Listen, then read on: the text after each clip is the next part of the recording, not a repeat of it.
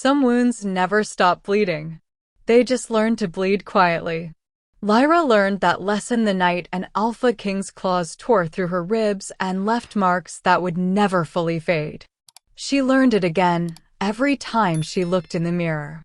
Every time her mate, Kieran, the beta, the loyal second-in-command, kissed her shoulder and carefully avoided the ridged, twisted skin beneath her collarbone. Every time someone praised the Alpha King for his strength, his control, his unwavering leadership, she learned to smile through it, to fold the pain into something small enough to swallow. But tonight, behind the pack house where the shadows gather thick and the scent of pine mingles with damp earth, Lyra's carefully constructed armor is cracking. And the Alpha King is standing 10 feet away, watching her fall apart. The rain started an hour ago. Not the soft, cleansing kind. The brutal kind that turns dirt to mud and makes the world feel like it's trying to wash itself clean of something it can't name.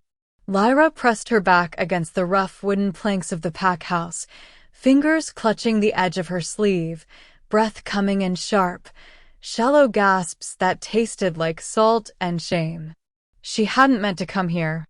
Hadn't meant to let anyone see. The gathering inside was still going. Laughter and warmth spilling through the windows, the whole pack celebrating another year of peace under their Alpha King's rule. Another year of safety, prosperity, strength. She should be in there, smiling beside Kieran, playing the role she'd perfected, the quiet, gentle beta's wife. The woman who never caused trouble, who never asked for too much, who understood that some sacrifices were necessary for the greater good. But the walls had started closing in. The voices had gotten too loud. And when someone, Garrick, maybe, or Theron, raised a glass to toast the Alpha King's unmatched control and steady hand, something inside her snapped. Not loudly. Lyra didn't know how to break loudly. She just slipped out the back door, into the rain, into the dark, and let herself finally feel the weight of what she'd been carrying for 5 years.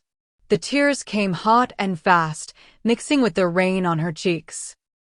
Her hands trembled as she wrapped her arms around herself, trying to hold the pieces together, trying not to let the sobs tear loose from her chest. "You're fine. You're fine. No one needs to know. It's over. It's been over." But it wasn't over. It was never over. Because the scars didn't just sit on her skin, they lived in her bones, in the way she flinched when someone moved too quickly, in the nightmares that still dragged her under on moonless nights. She pressed her palm against the old wound beneath her ribs, the one that ached when the weather shifted, and squeezed her eyes shut. Breathe. Just breathe. Then she heard the footsteps. Heavy, deliberate, unmistakable. Her heart slammed against her ribs. No, not him. Anyone but him. But when she opened her eyes, there he was. Silas, the Alpha King. Tall and broad-shouldered, his dark hair slicked back from the rain, his gray eyes sharp even in the dim light spilling from the pack house windows. He wasn't supposed to be out here. He was supposed to be inside, accepting praise, basking in the loyalty of his pack. But he'd followed her. And now he was looking at her like he'd just stumbled onto something he didn't understand. "Lyra." His voice was low. Careful. The kind of careful you used when approaching something wounded. She turned her face away, swiping at her tears with the back of her hand. "I'm fine. Just needed air." "You're crying." "I'm fine."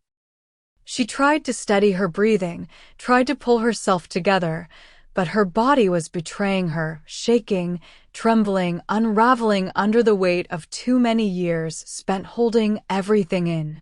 Silas took a step closer, then another. The rain drummed against the earth between them, and Lyra felt the air shift.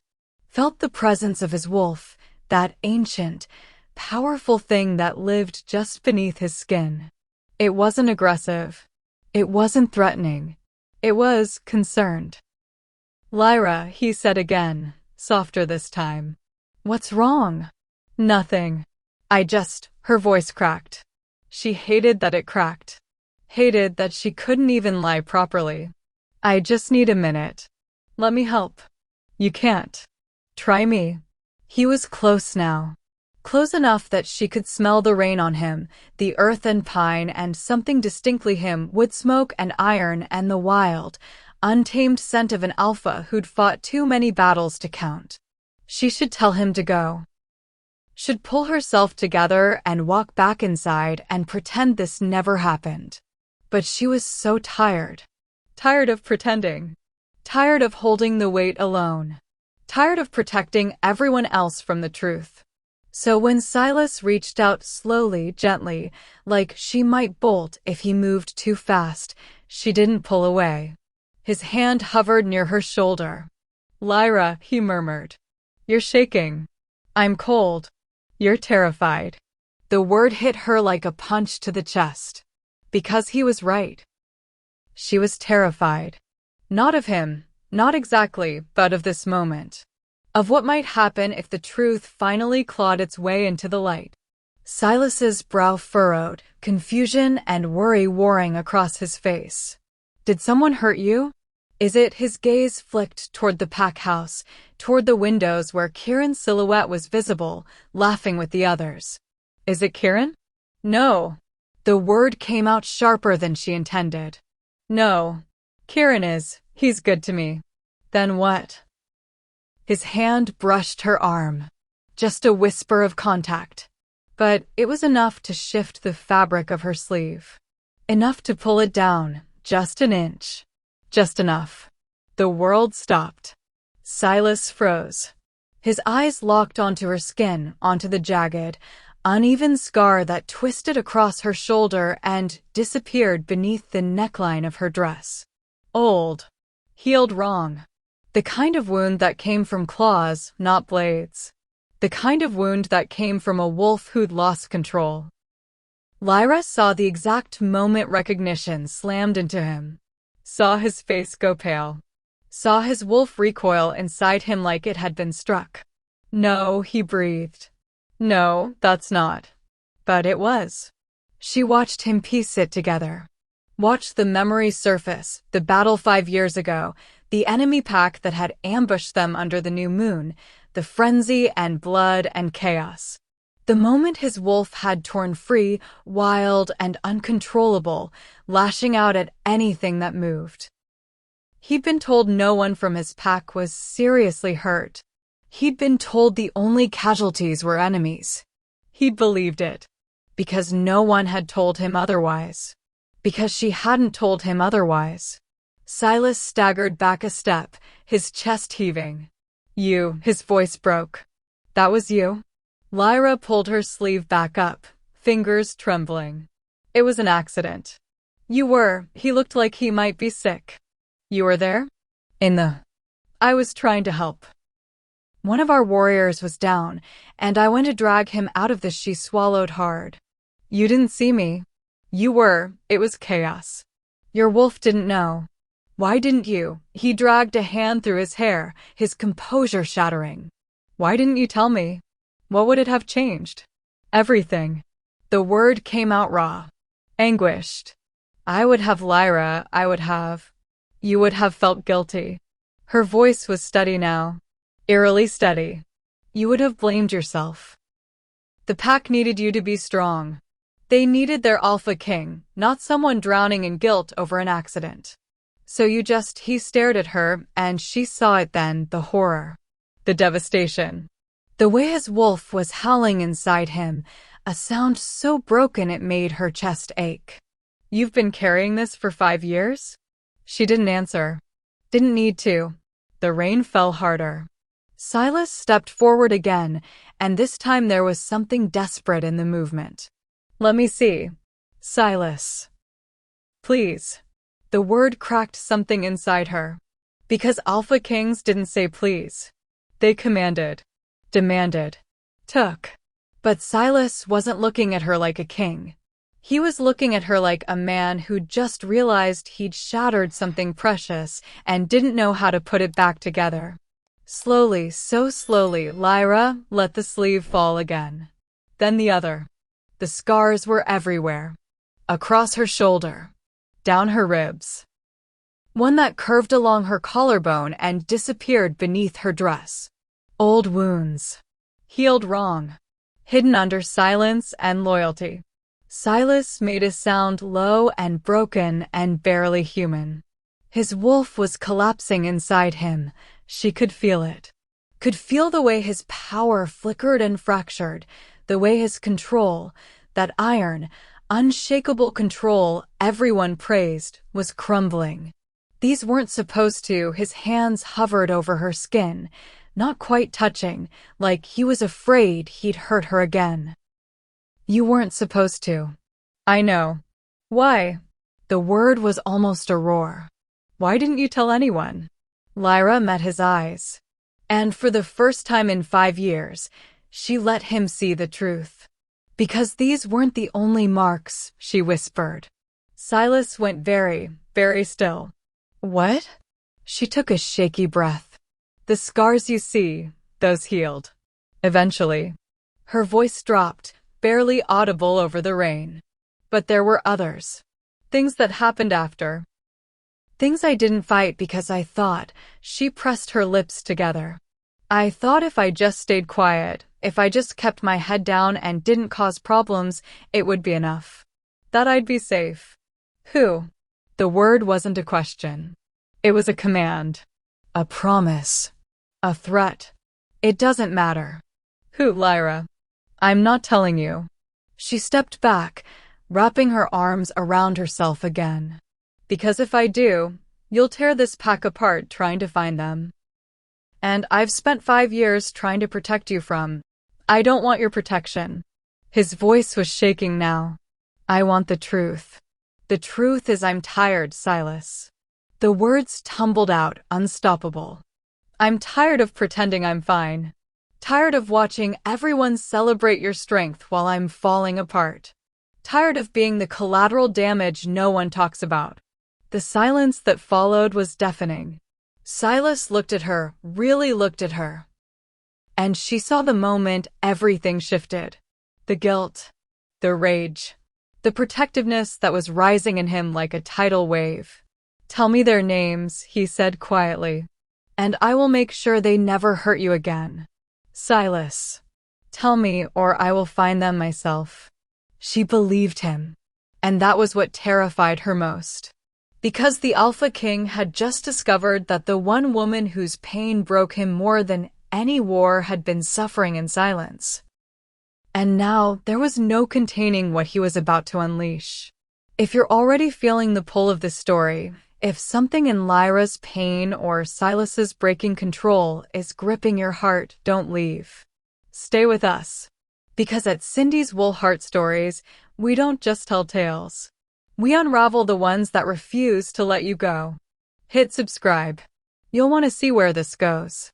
The rain turned brutal. Like the sky itself had been waiting for this moment, for the truth to finally surface. And now it was pouring everything it had onto the earth below. The kind of rain that drowned out sound, that made the world feel small and isolated, that turned the space behind the pack house into something separate from the celebration still roaring inside.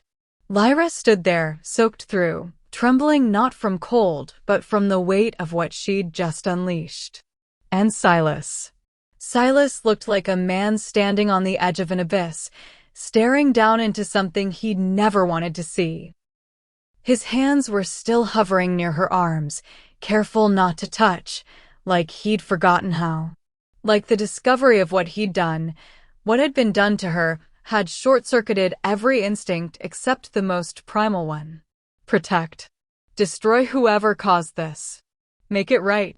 But how do you make right something that's been broken for 5 years?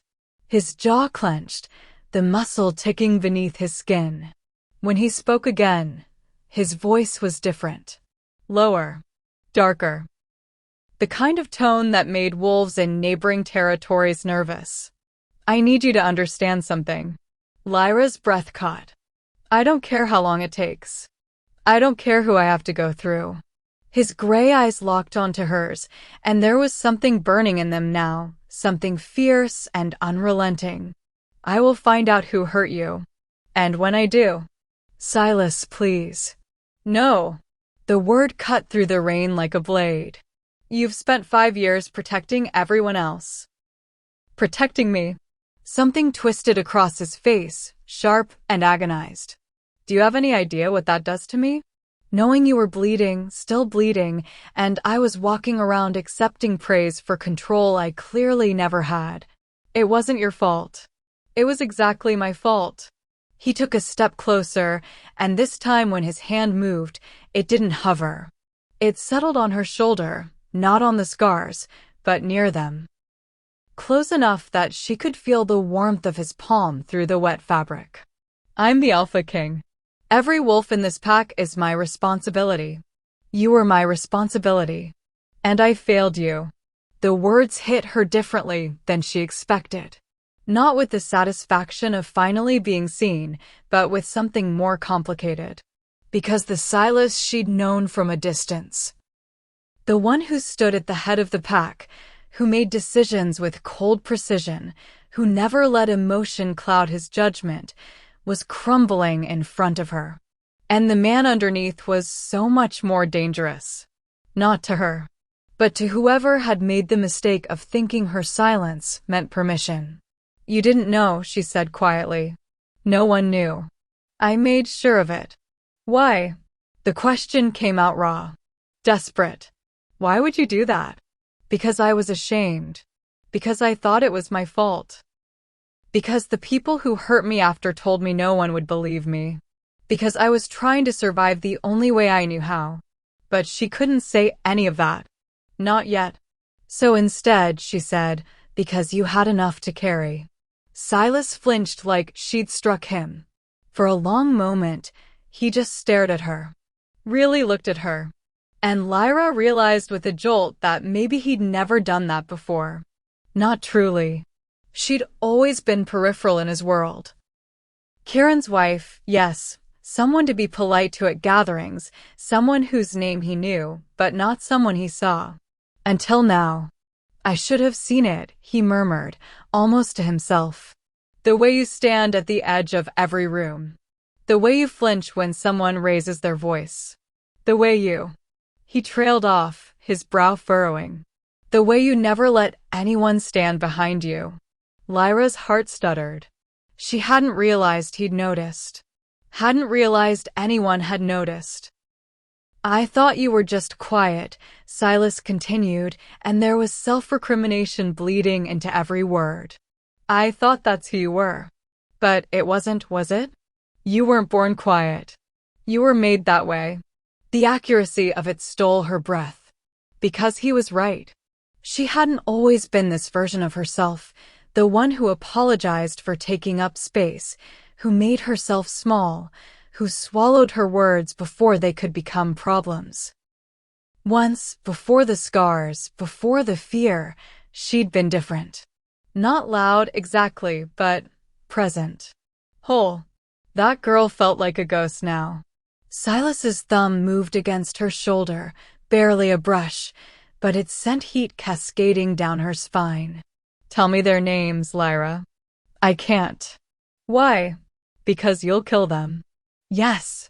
No hesitation. No shame. Just brutal, unflinching honesty. I will. The certainty in his voice should have terrified her. Should have sent her running. But instead, something inside her, something that had been cowering in the dark for 5 years, lifted its head. Someone wants to fight for you. Not because they had to.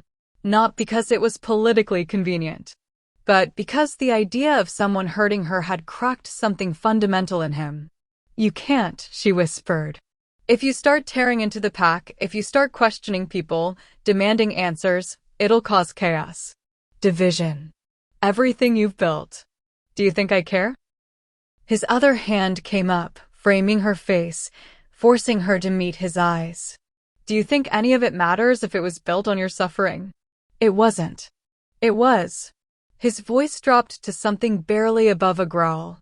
Every day I stood up there, every decision I made, every moment I thought I was doing right by this pack, you were bleeding. You were scared. You were protecting me from the truth because you thought that's what I needed. His hands trembled against her skin. I don't want that kind of protection, Lyra. I don't want a peace that costs you everything. The words burrowed into her chest, into the hollow space where hope used to live. Why do you care so much? The question slipped out before she could stop it. You barely know me. Something shifted in his expression. Something complicated and haunted. I know your name, he said quietly. I know you take your tea with honey, no milk, because I've watched you make it at every gathering for 3 years. I know you volunteer to organize the juvenile training schedules even though it's not your responsibility, because you think if you're useful enough, people will want you around. I know you hide your left hand when you're nervous, because that's where the scar on your wrist is, the one that looks like a burn but isn't.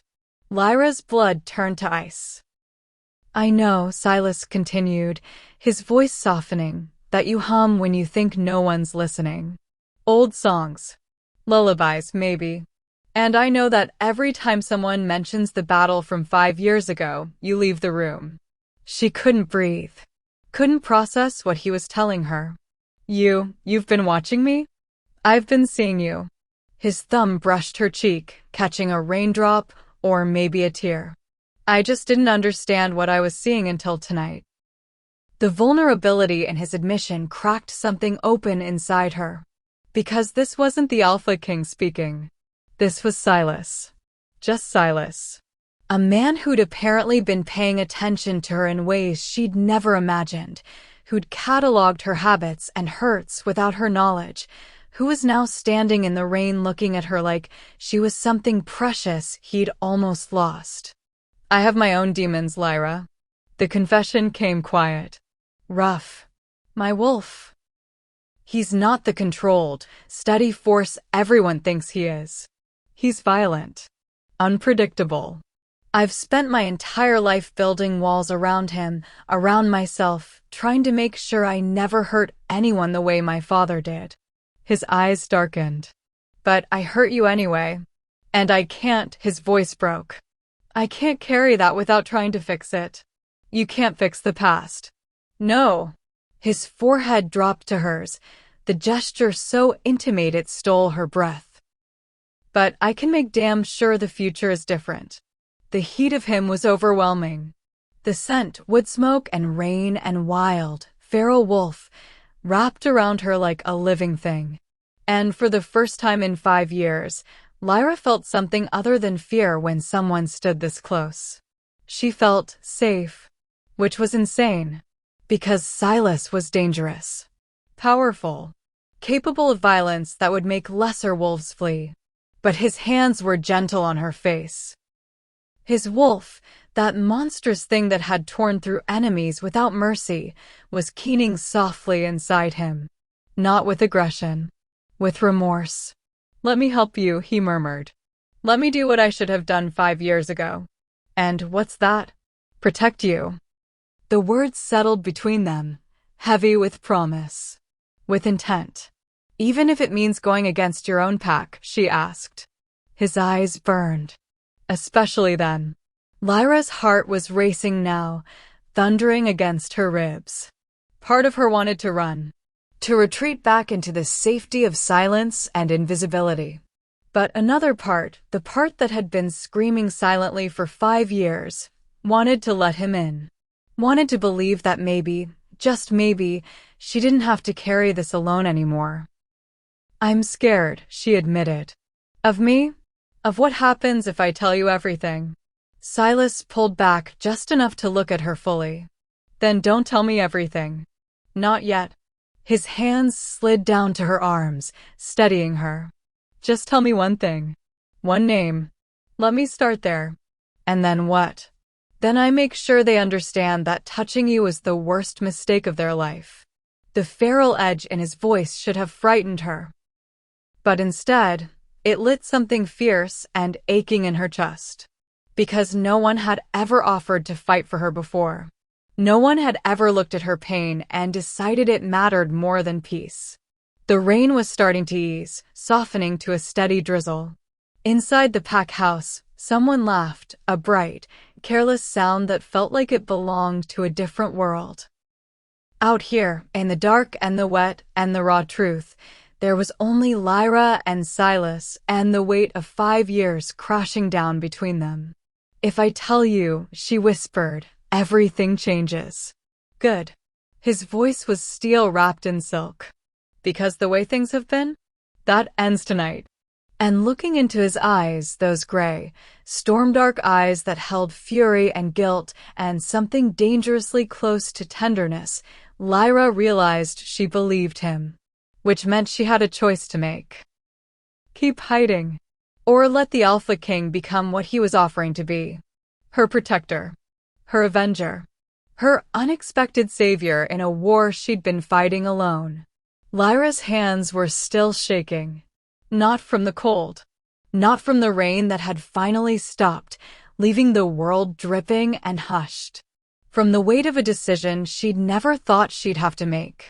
Silas was watching her with an intensity that made her skin prickle. Waiting.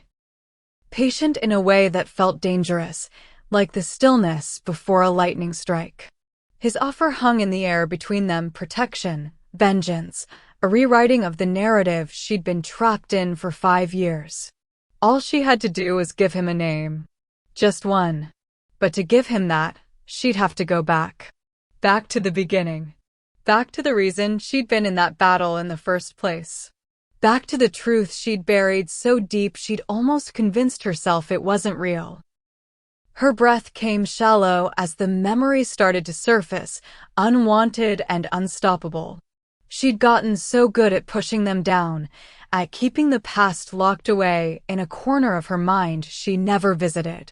But standing here, with Silas looking at her like her pain actually mattered, the walls were crumbling.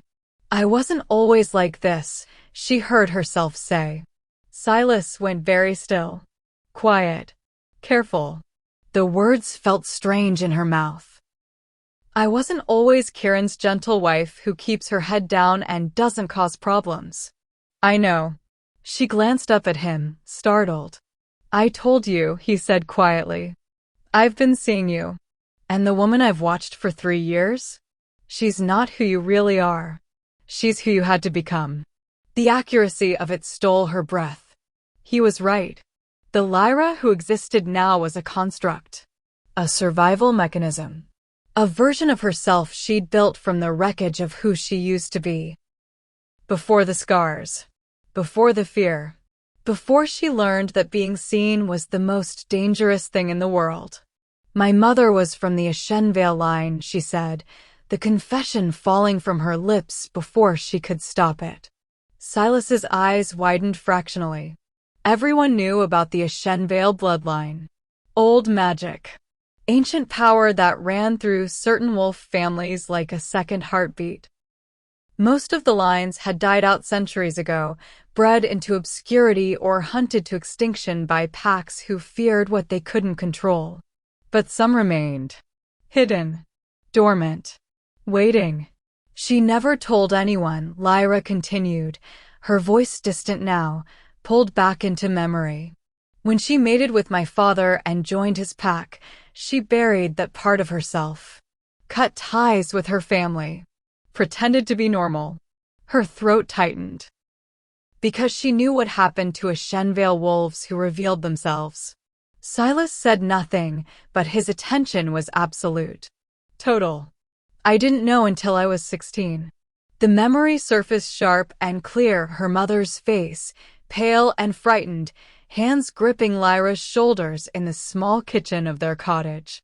That's when it started. The power. She could still feel it sometimes, if she let herself. That thing that lived beneath her skin, coiled tight and restless. Hungry. It had started small. A warmth in her palms when she was angry. A strange pull toward the old places, the sacred groves, the ancient stones that dotted the territory. Dreams that felt more like memories, filled with languages she'd never learned and faces she'd never seen. Her mother had recognized it immediately, had sat her down and explained, in hushed, terrified tones, what it meant. You carry the old blood, Lyra. The flame that burns silver. It's a gift. But to most wolves, it will look like a curse. What kind of power? Silas's question cut through the memory. Lyra hesitated. This was the part she never spoke about. The part that had gotten her hurt in the first place. Ashenvale wolves are different, she said carefully. We're not just shifters. We're conduits. For old magic. Ancient things that existed before packs, before territories. She wrapped her arms around herself. My line specifically, we carry fire. But not normal fire. Silver flame, Silas murmured. She nodded, surprised he knew. I've heard the stories, he said. Fire that burns with moonlight. That can purify corruption. Heal wounds that shouldn't heal. His eyes darkened. And destroy anything it considers a threat. That's the problem. Her voice dropped. The flame doesn't just burn what I wanted to burn. It has a will of its own. It reacts to emotion, to danger, to she broke off, the memories crowding too close. When she was 17, a visiting wolf from another pack had cornered her in the woods. Hands too rough. Breath too hot. Intentions too clear. The flame had erupted without her permission. Silver fire, bright and merciless, had poured from her hands and wrapped around the wolf's throat. She'd stopped it before it killed him. Barely. But the damage was done. Word spread. Dangerous. Unstable. Too powerful to control. My pack didn't exile me, Lyra said, her voice hollow now. But they wanted to. I could see it in the way they looked at me. Like I was a threat waiting to happen. She swallowed hard. The only reason they let me stay was because my father was well respected. And because I promised to suppress it. To never use it. To pretend it didn't exist. So you buried it, Silas said. I had to. The words came out sharper than she intended. Do you know what happens to wolves with old blood? The ones who can't hide it. She didn't wait for an answer. They disappear. Sometimes other packs take them, try to use them as weapons. Sometimes they're killed outright because they're too dangerous to let live. And sometimes, her voice cracked. Sometimes their own packs turn on them. Silas's expression had gone dark. Dangerous. When I turned 20, my father arranged my mating with Kieran. She could still remember that conversation. The relief in her father's eyes. He's a good man, Lyra. Strong. Loyal. And he's agreed to take you even knowing what you are. Kieran was from another pack originally. He'd come to ours to serve as beta. He knew about my bloodline, my father made sure of that, and he said it didn't matter. That he'd help me control it. Keep me safe. Did he? The question held an edge. Lyra looked away. He tried. In his way. Which meant reminding her constantly to stay calm, to not draw attention, to keep the power locked down so tight it could never surface. Which meant treating her like something fragile. Breakable. Dangerous. When your pack went to war with the Northridge Wolves 5 years ago, she continued, Kieran came here to help. I came with him because staying behind felt worse. Because she'd thought maybe she could be useful.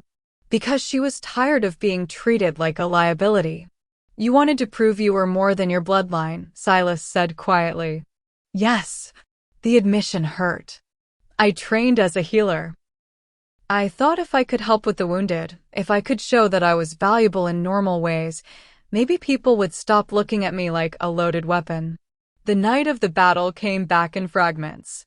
The smell of blood and smoke. The screams echoing through the forest. The moment she'd seen one of Silas's warriors go down, throat torn, bleeding out in the dirt. She'd run to him without thinking. Pressed her hands to the wound, trying to stop the bleeding. And that's when the enemy wolves had descended. 3 of them, moving fast through the chaos. She looked up just in time to see claws and teeth and death coming straight for her. Then Silas's wolf had appeared. Massive. Enraged. Moving with a speed and violence that defied logic. He'd torn through the enemy wolves like they were made of paper. But he hadn't seen her. Hadn't known she was there, crouched over the fallen warrior. His claws had caught her on the backswing. Across her shoulder, down her ribs, a glancing blow that still opened her skin to the bone. The pain had been blinding. Absolute. She'd screamed, but the sound was lost in the chaos. And then the worst part happened. The part she'd never told anyone. The silver flame had erupted. Not from her hands. From the wound. Silver fire had poured from the gashes Silas's claws had left, burning hot and wild, sealing the wounds even as they were made. It had lit up the battlefield for half a second. Bright enough that several wolves had turned to look. Bright enough that the enemy had seen. Lyra's chest tightened at the memory. I managed to smother it, she whispered. To pull it back in before anyone realized what it was. But the damage was done. She closed her eyes. 3 enemy wolves saw. They were captured after the battle, brought back as prisoners. Silas's entire body had gone rigid. She could feel the shift in him, the slow, terrible understanding starting to take shape. 2 of them were executed for war crimes, Lyra said, her voice flat. Empty. But 1 was spared. He was young. Barely past his first shift. Your council decided he could be rehabilitated. Integrated into the pack. Valen, Silas breathed. The name hit like a physical blow. He found me a month after the battle, Lyra continued, and she hated how small her voice sounded. Cornered me in the archives. Told me he knew what I was. What I carried. She wrapped her arms tighter around herself. He said if I didn't do exactly what he wanted, he'd tell everyone. The council. The pack. You. Silas made a sound low in his throat, something barely human. He said no one would believe it was an accident anymore. That they'd think I'd been hiding my power deliberately. That they'd see me as a threat. Her voice dropped to barely a whisper. And he was right. So the words stuck in her throat. What did he make you do? Silas's voice was deadly quiet. Small things at first. Information. Schedules. Access to restricted areas. She felt sick saying it out loud. He was working with someone. I don't know who. Someone who wanted intelligence on your pack's defenses, your strategies. You were being used as a spy. I didn't have a choice. The words burst out, desperate. Every time I tried to refuse, she broke off, the memories too sharp. The meeting behind the pack house where he'd grabbed her wrist and twisted. The night he'd shoved her against the wall hard enough to crack her ribs. The constant, grinding fear that one day he'd follow through on his threats and expose her. The scars you gave me healed wrong because of the silver flame, she said. It tried to seal the wounds, but it was untrained. Wild. So the tissue grew back twisted. And every time Valen hurt me after, the same thing happened.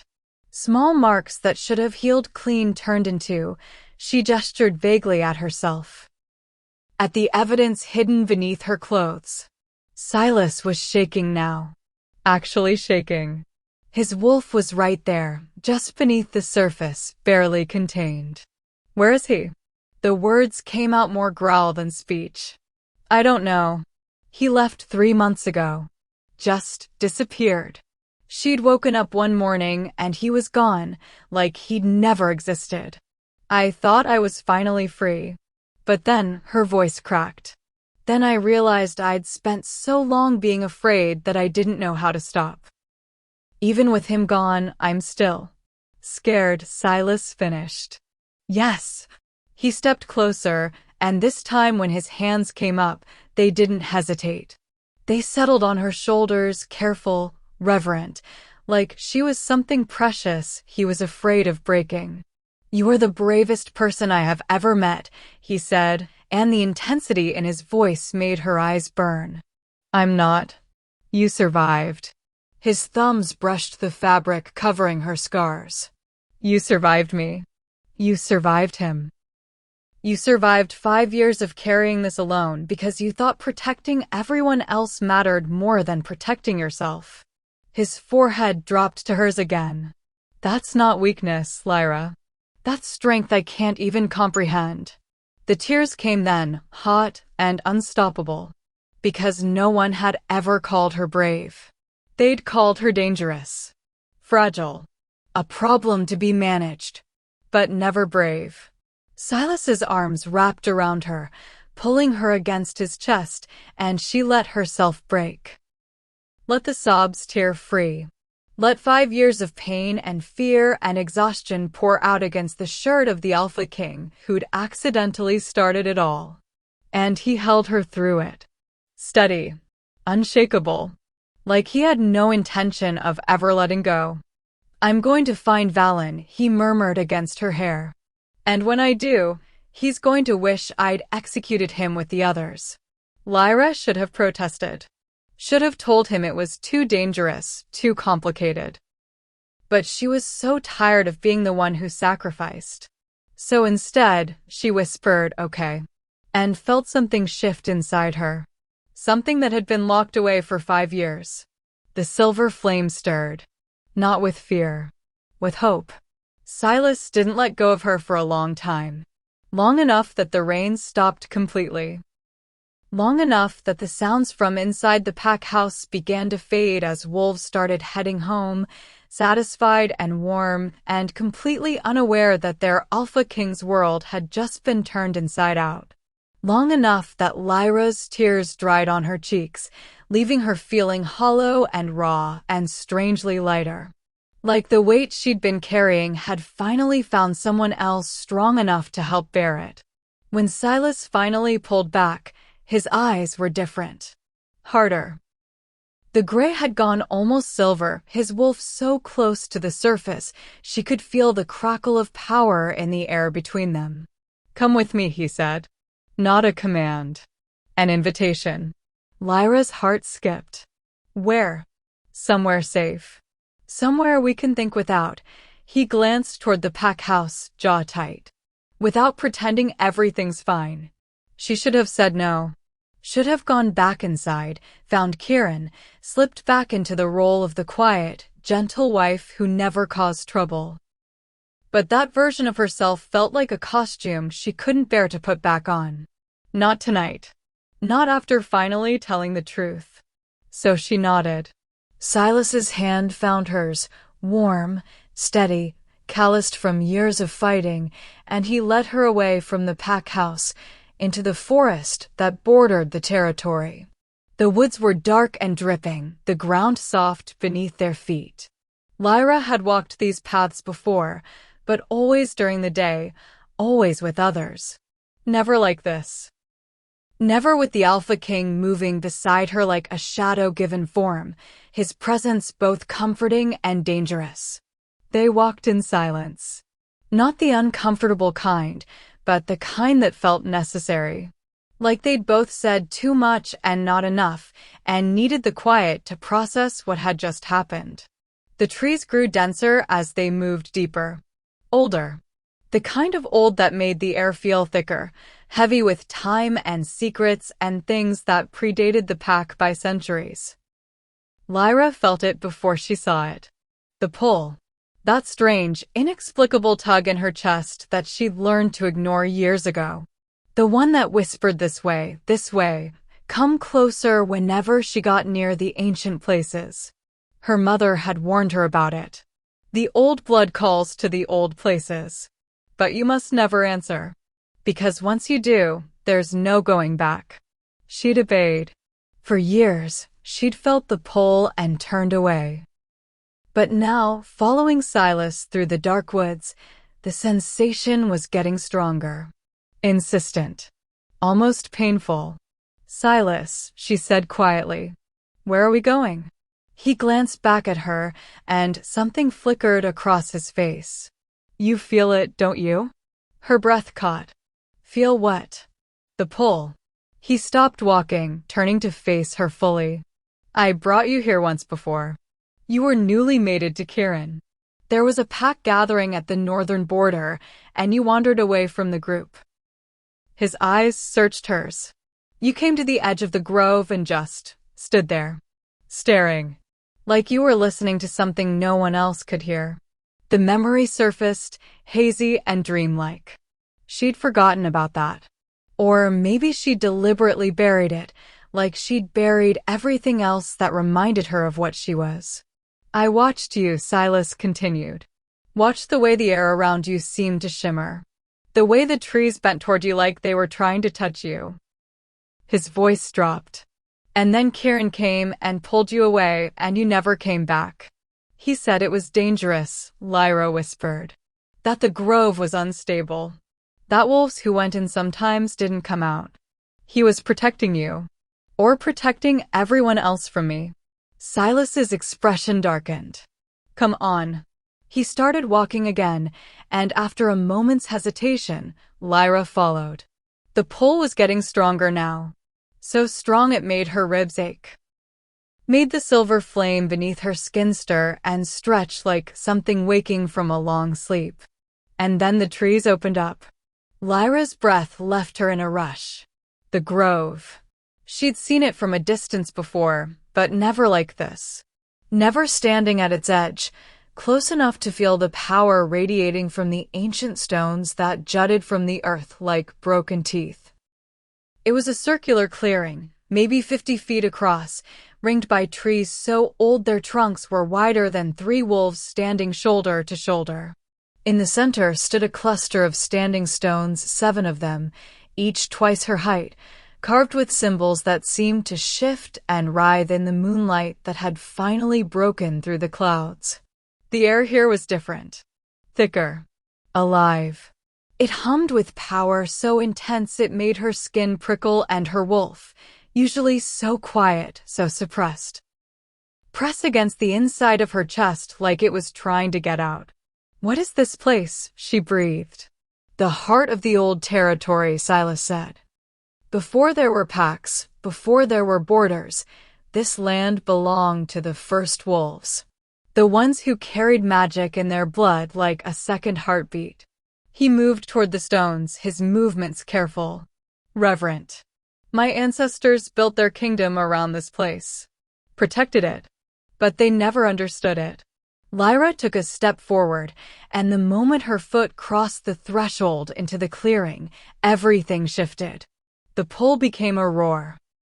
The silver flame beneath her skin flared hot and bright, not painful but overwhelming, like her entire body had become a conduit for something vast and ancient and utterly beyond her control.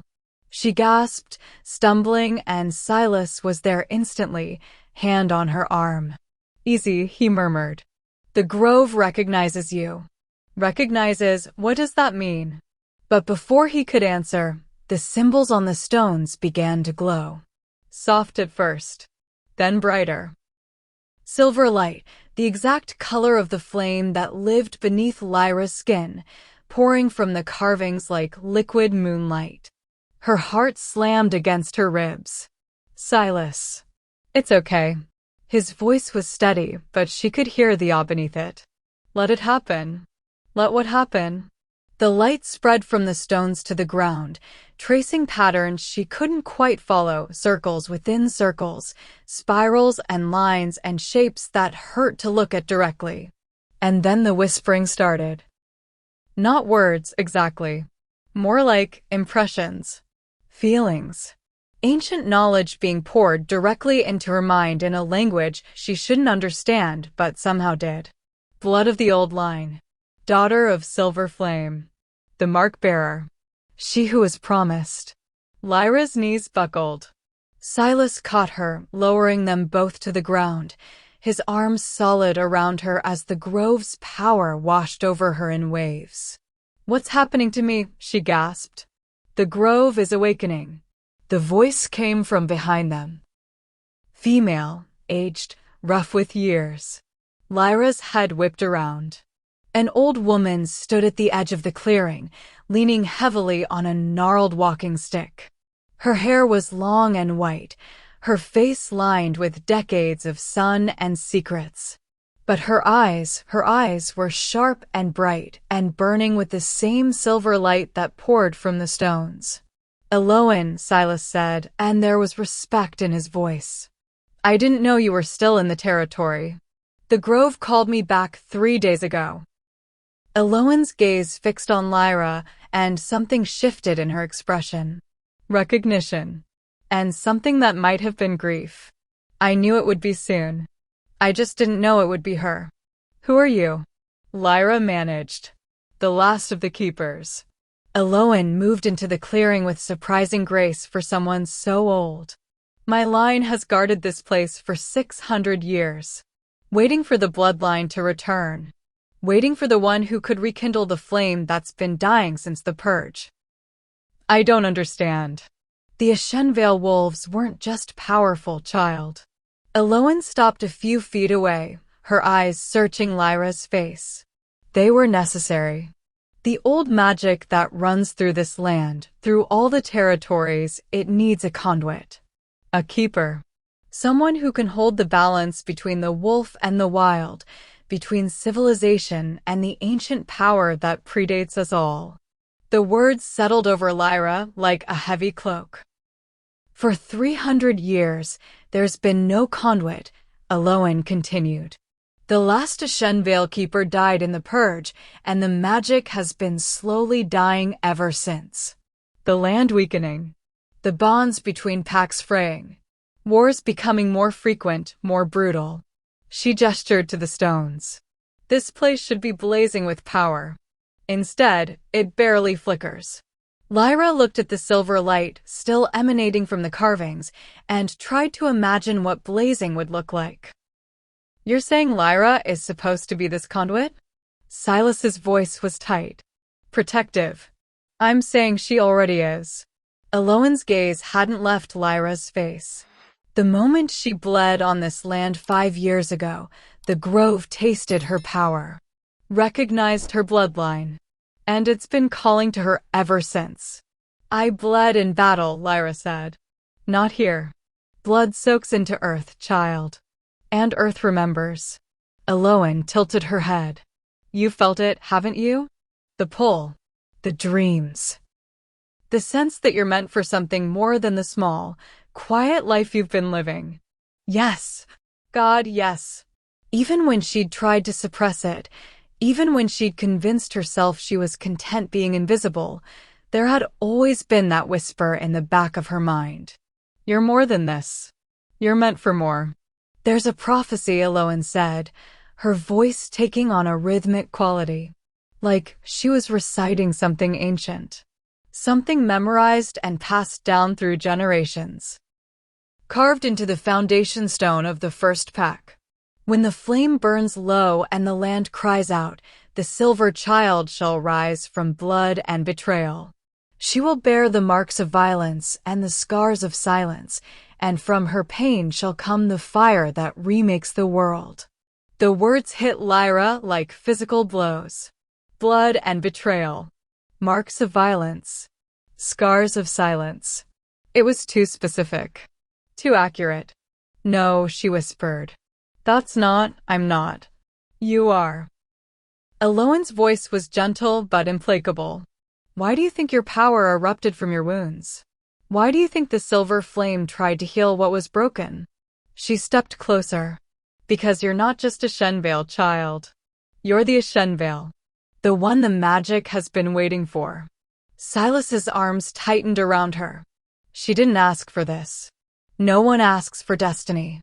Eloan's gaze shifted to him. "But it finds us anyway. You know that better than most, Alpha King."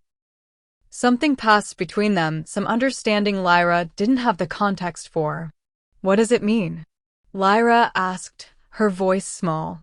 "If I'm this conduit, what am I supposed to do?" "Reclaim what was stolen." Eloan gestured to the stones. The Ashenvale wolves were slaughtered because they were feared. Their knowledge was lost. Their sacred places destroyed or forgotten. But the magic remains, buried deep in the bones of the earth, waiting for someone strong enough to call it forth. I'm not strong enough. You survived 5 years of torture and silence without breaking. Aloan's voice was sharp now. You carry wounds that would have killed lesser wolves, and you're still standing. Still fighting.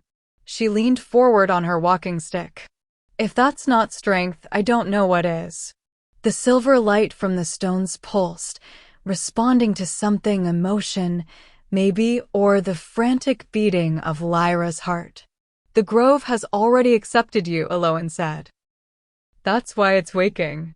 Why the symbols are glowing. It's been dormant for 3 centuries, and now she smiled, and it was fierce and proud. Now it remembers what it was made for. Lyra's head was spinning. This was too much. Too fast. She was supposed to be Kieran's quiet wife. The woman who kept her head down and her power locked away. Not some prophesied savior meant to restore ancient magic. I can't, she breathed. I don't know how. Then you'll learn. Silas's voice cut through her spiraling panic. And you won't do it alone. She turned to look at him and found his gray eyes steady on hers. I meant what I said, he continued. I'm not letting you face this alone. Whatever you're meant to become, whatever this prophecy says you have to do, I'm with you. Why? The question came out desperate. You barely know me. This isn't your burden. Maybe not. His hand came up to cup her face, thumb brushing her cheek. But you are. The words stole her breath, made something warm and aching unfurl in her chest. The Alpha King speaks truth, Aloan said, amusement threading through her voice. Though I wonder if he understands just how deep that truth runs. Silas shot her a look. What's that supposed to mean? The prophecy speaks of the Silver Child, yes.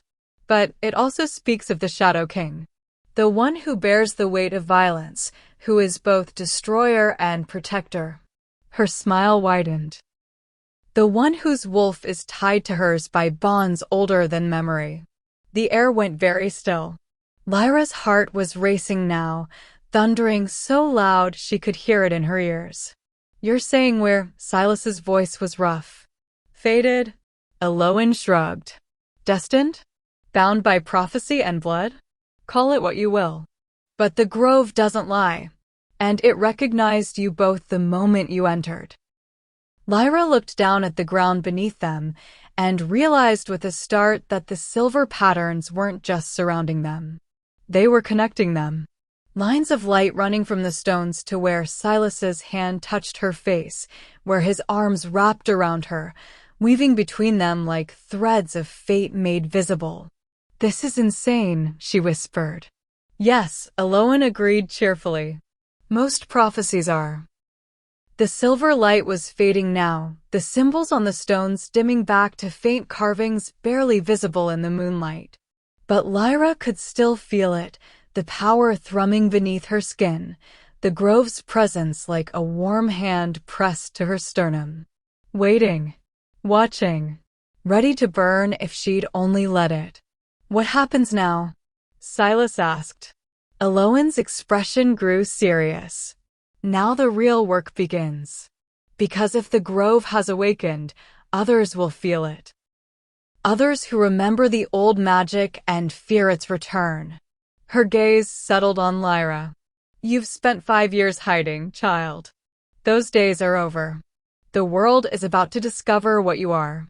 And what am I? Lyra's voice was barely a whisper. Aloan smiled, a wild, fierce thing that reminded Lyra of storm clouds and lightning. You're the flame that will either save us all, or burn the world to ash. They felt it before they heard it. A disturbance in the air.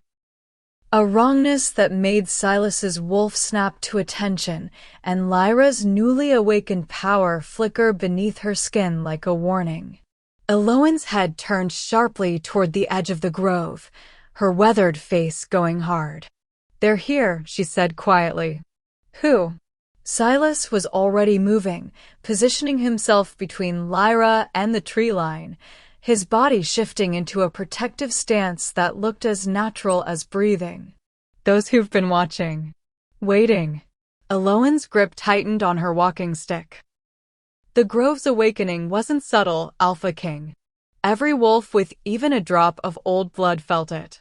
And some of them, her voice went grim. Some of them have been waiting 300 years for this moment. Lyra's heart kicked into a brutal rhythm.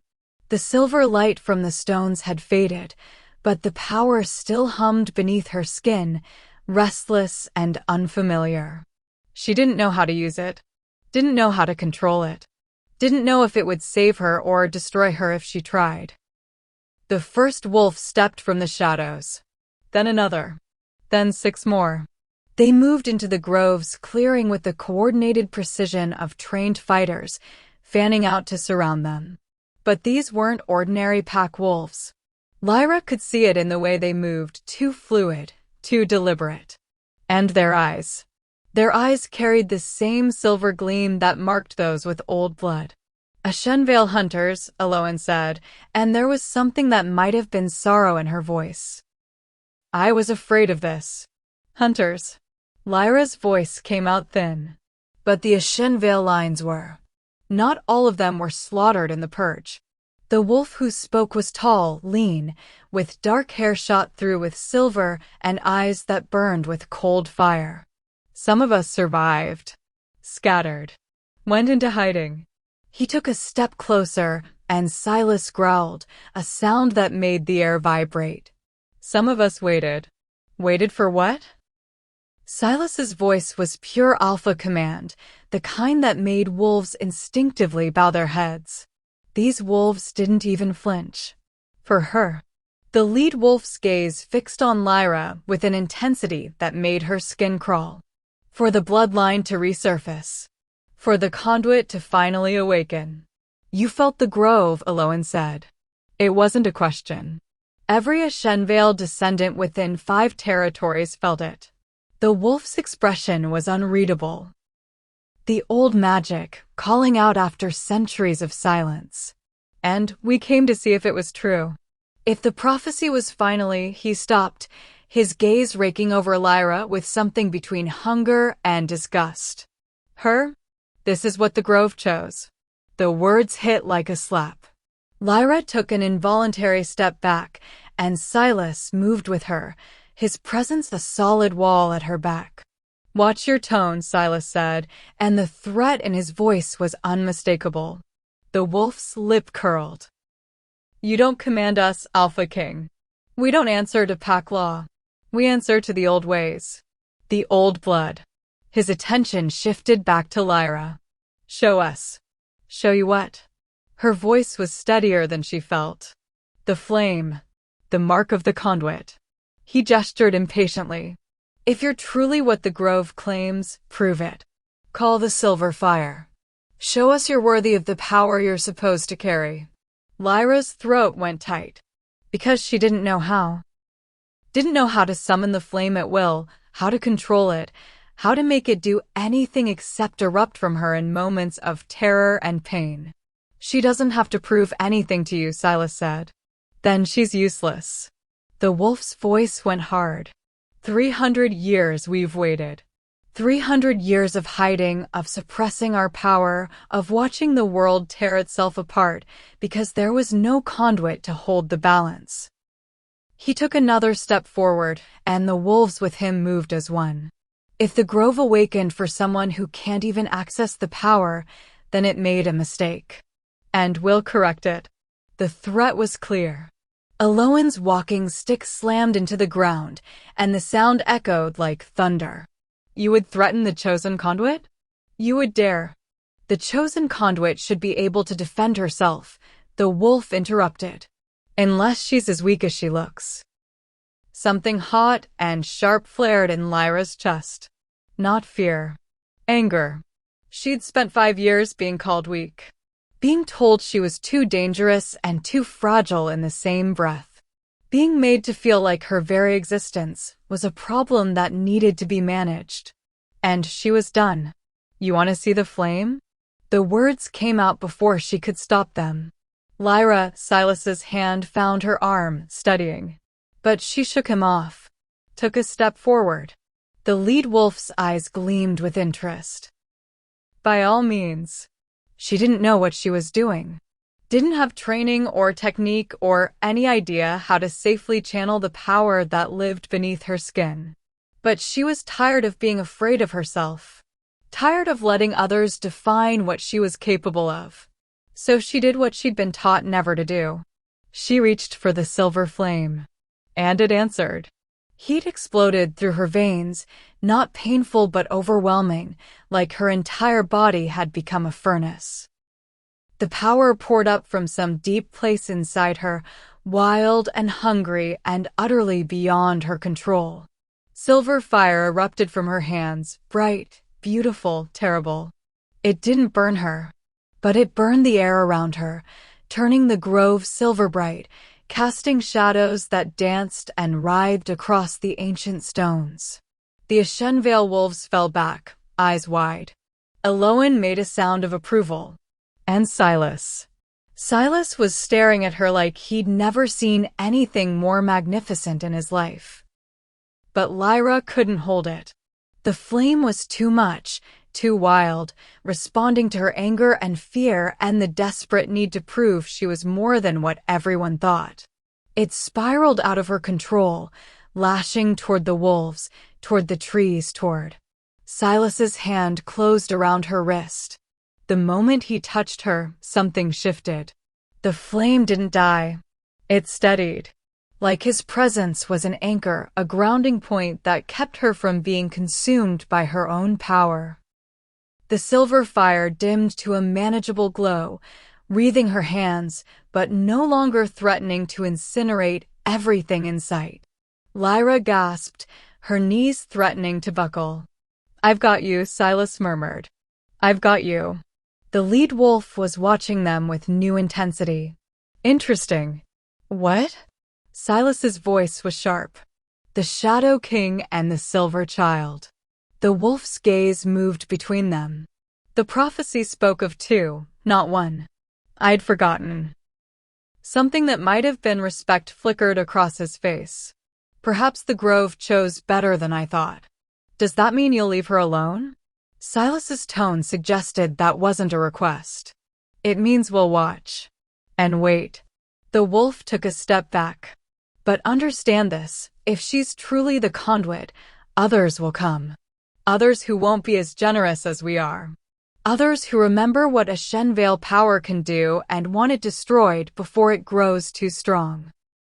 "Let them come," Silas said flatly. The wolf's smile was sharp.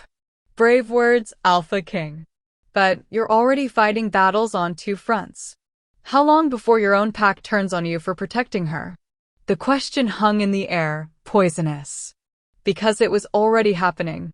Lyra could see it in Silas's face, the realization that bringing her into the grove, standing between her and these wolves, claiming her as his responsibility, it was a choice that would have consequences. "My pack will follow my lead," Silas said. "Will they?" The wolf gestured toward the forest beyond the grove. "You might want to ask them that yourself." That's when Lyra heard it. Voices. Lots of them.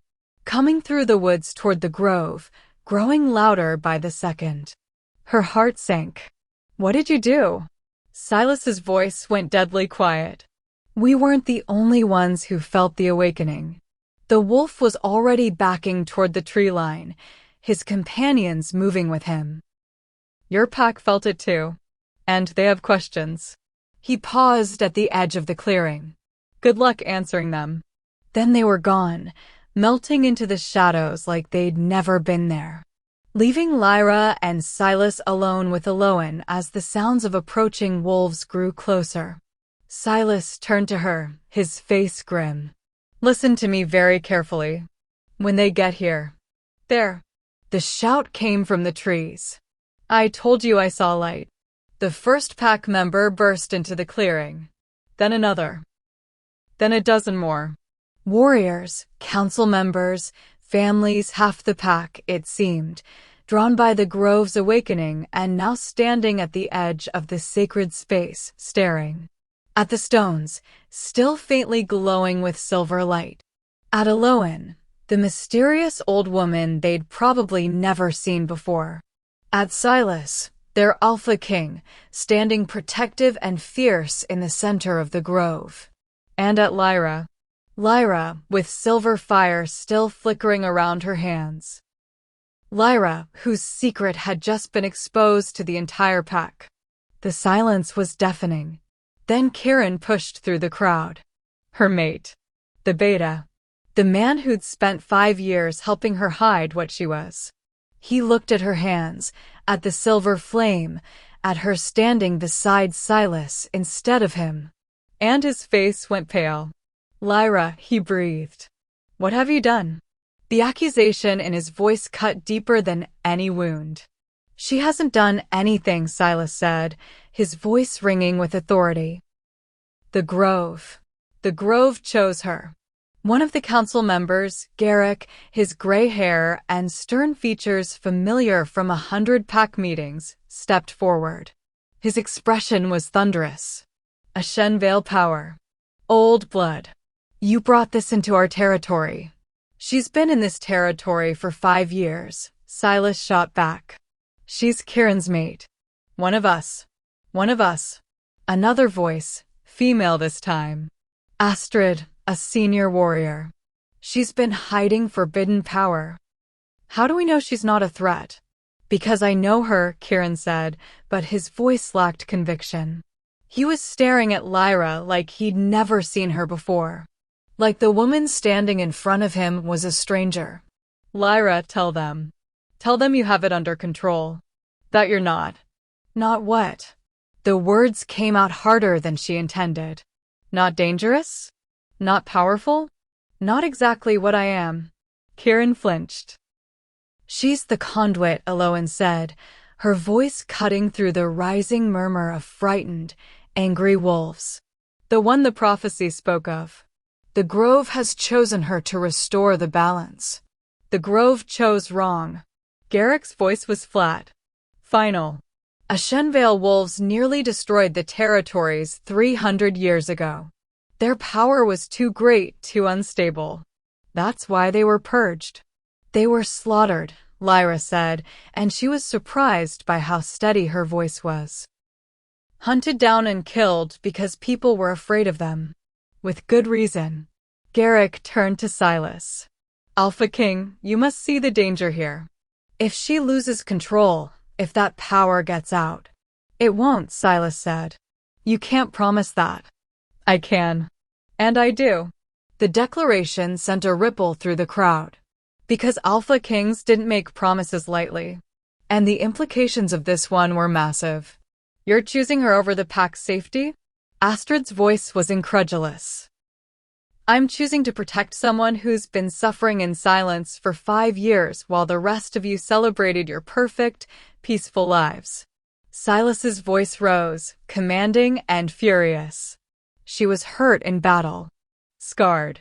And she hid it because she thought protecting me, protecting all of you, mattered more than her own pain.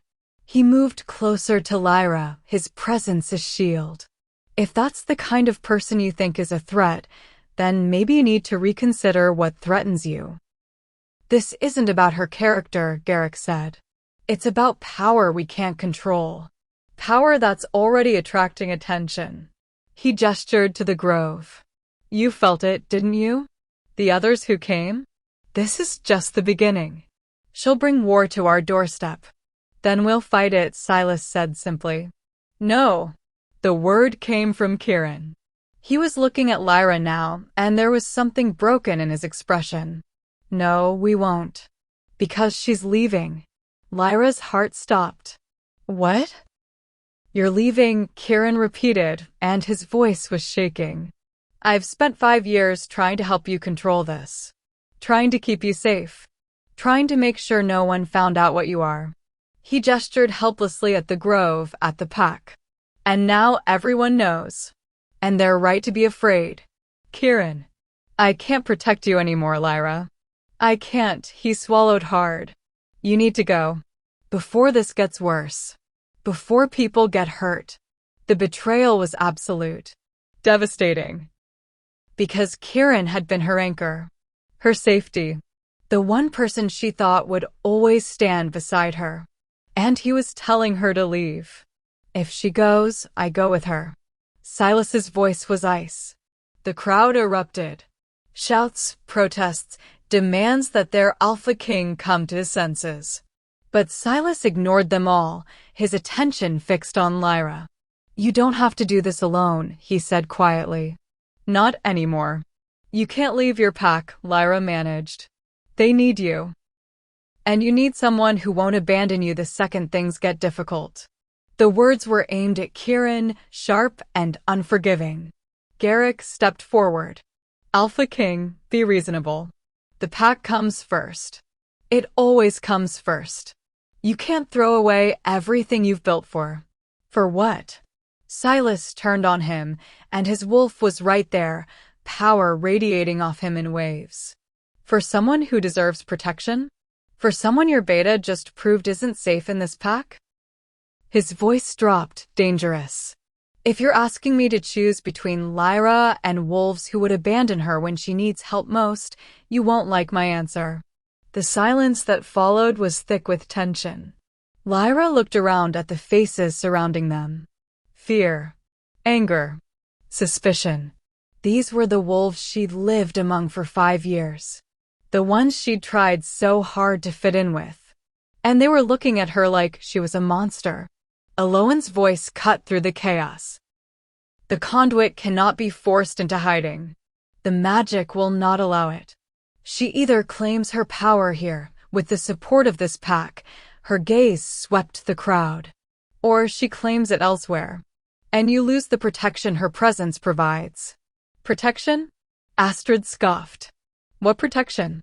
The old magic strengthens the land it touches, makes the territory harder to breach, keeps the darkness at bay.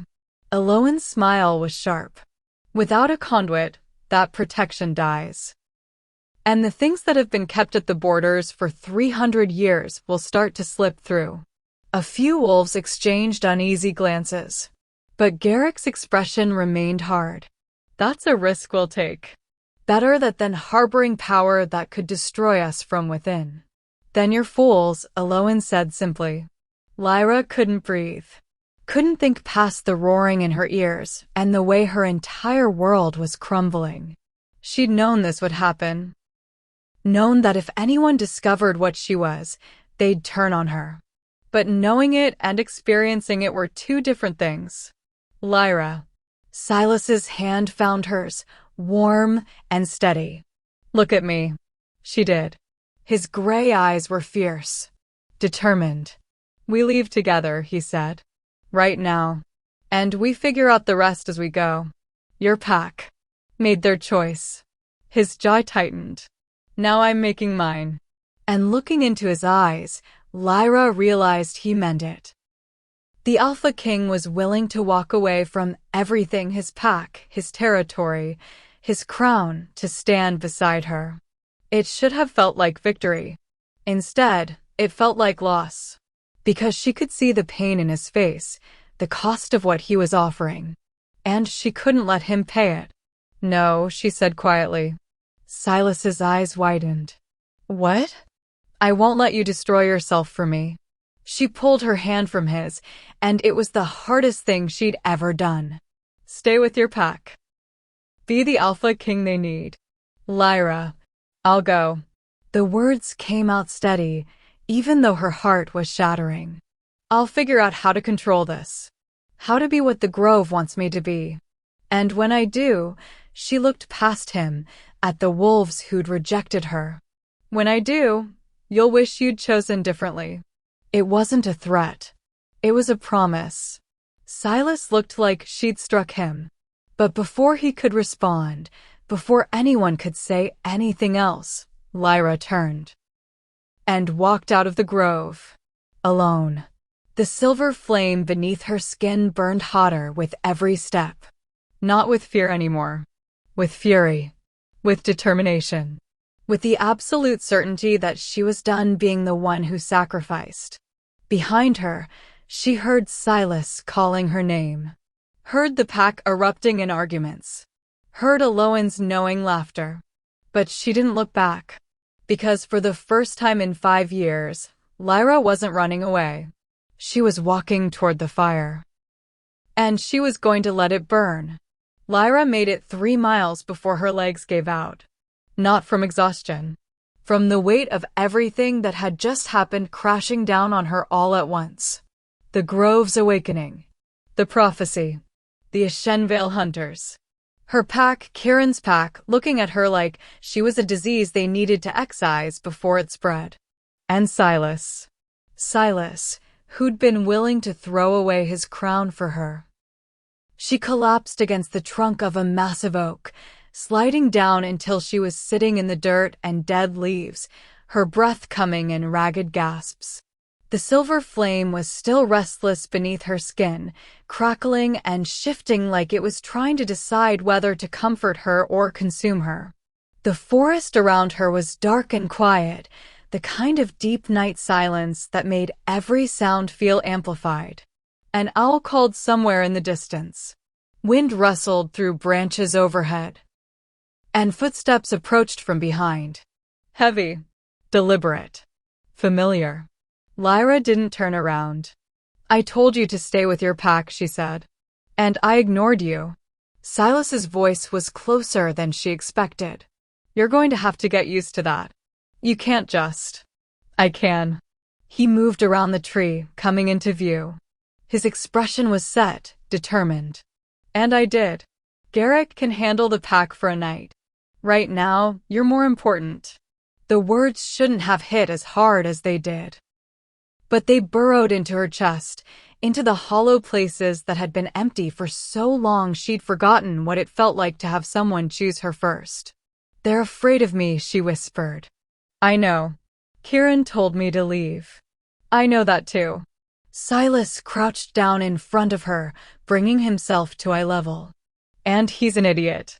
Despite everything, a small, broken laugh escaped her. He's your beta. He's still an idiot.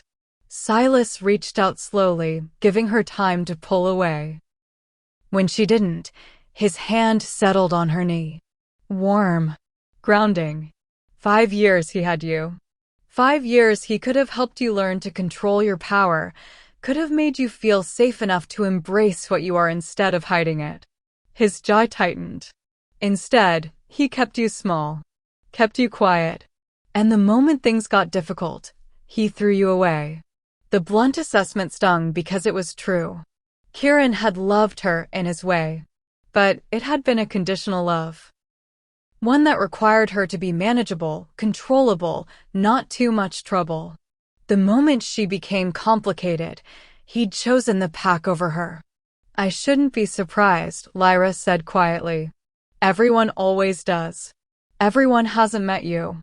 Silas's other hand came up, fingers gentle as they brushed a strand of hair from her face. Not really.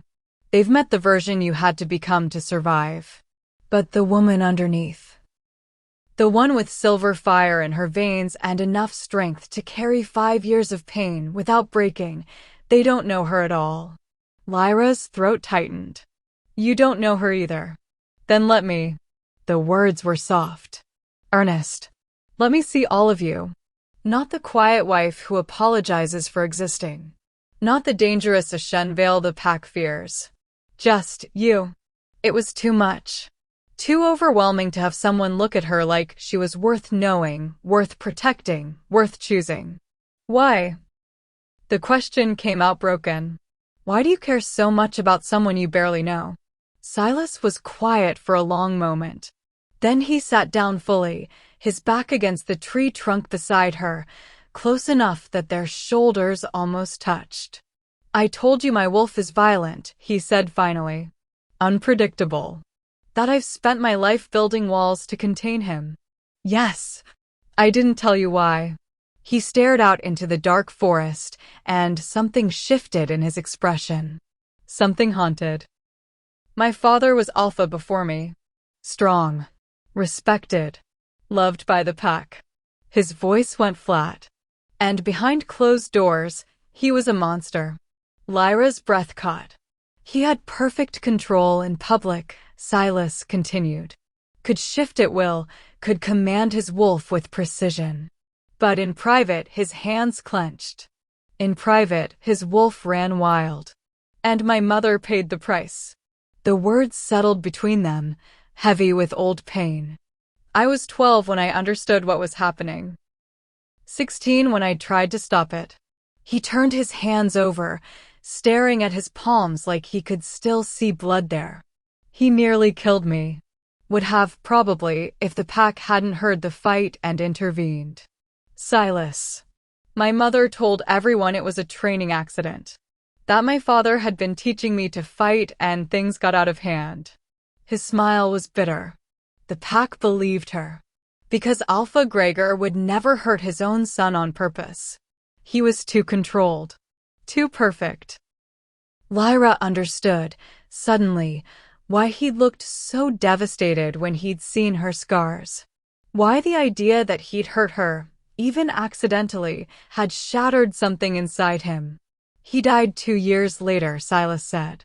Challenge from a rival alpha. And I took his place.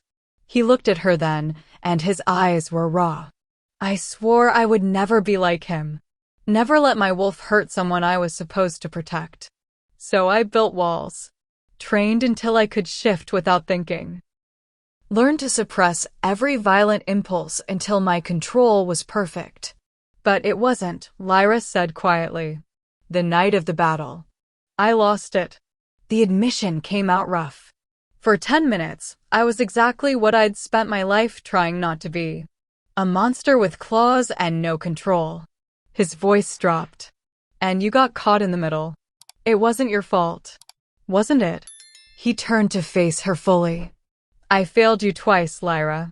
Once when my claws tore into you. And again every day after, when I was too blind to see what you were going through. You didn't know. I should have. His hand found hers, fingers lacing through hers with surprising gentleness. I told you I've been watching you for 3 years. I wasn't lying. He hesitated, like the words were difficult. You pulled at something in me. Something I didn't understand. I'd see you at gatherings, always at the edge of the room, always so careful.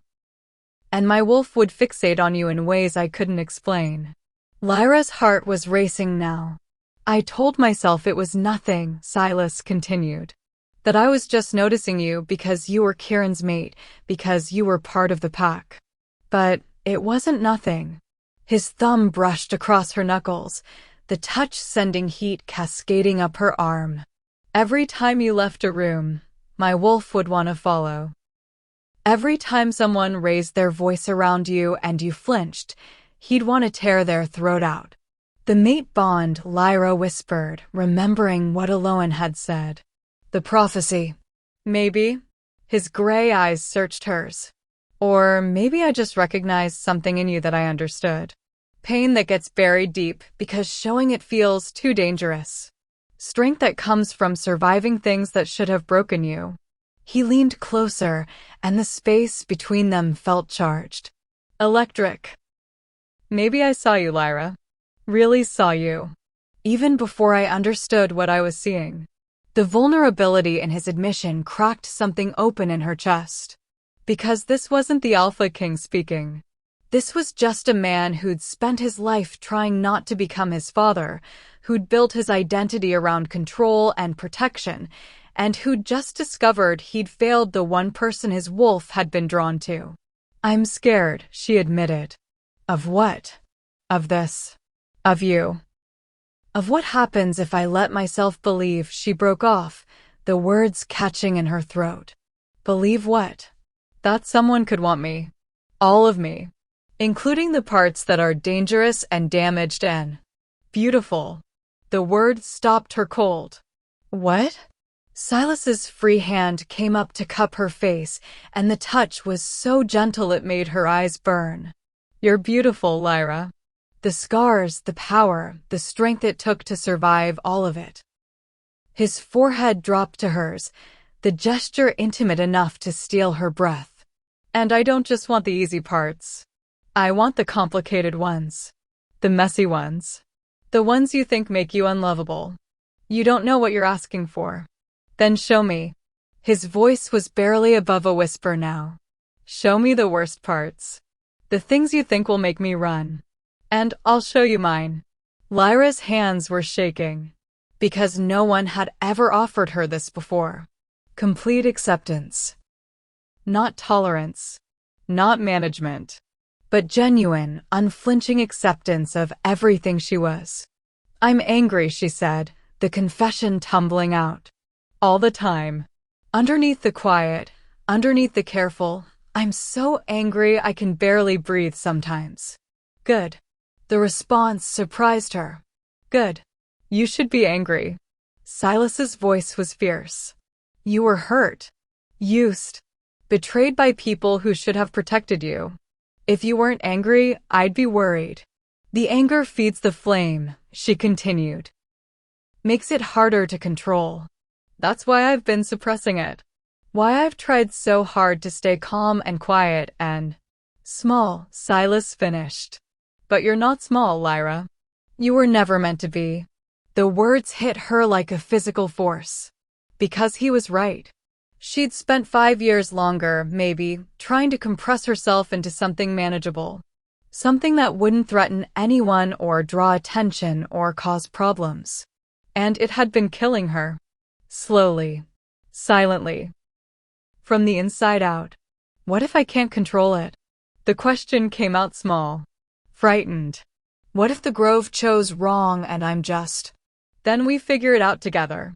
Silas's grip tightened on her hand. But I don't think the Grove chose wrong. I think it chose exactly who it needed. Someone who understands what it's like to be feared for your power. Someone who's strong enough to carry the weight of what's coming. I don't feel strong.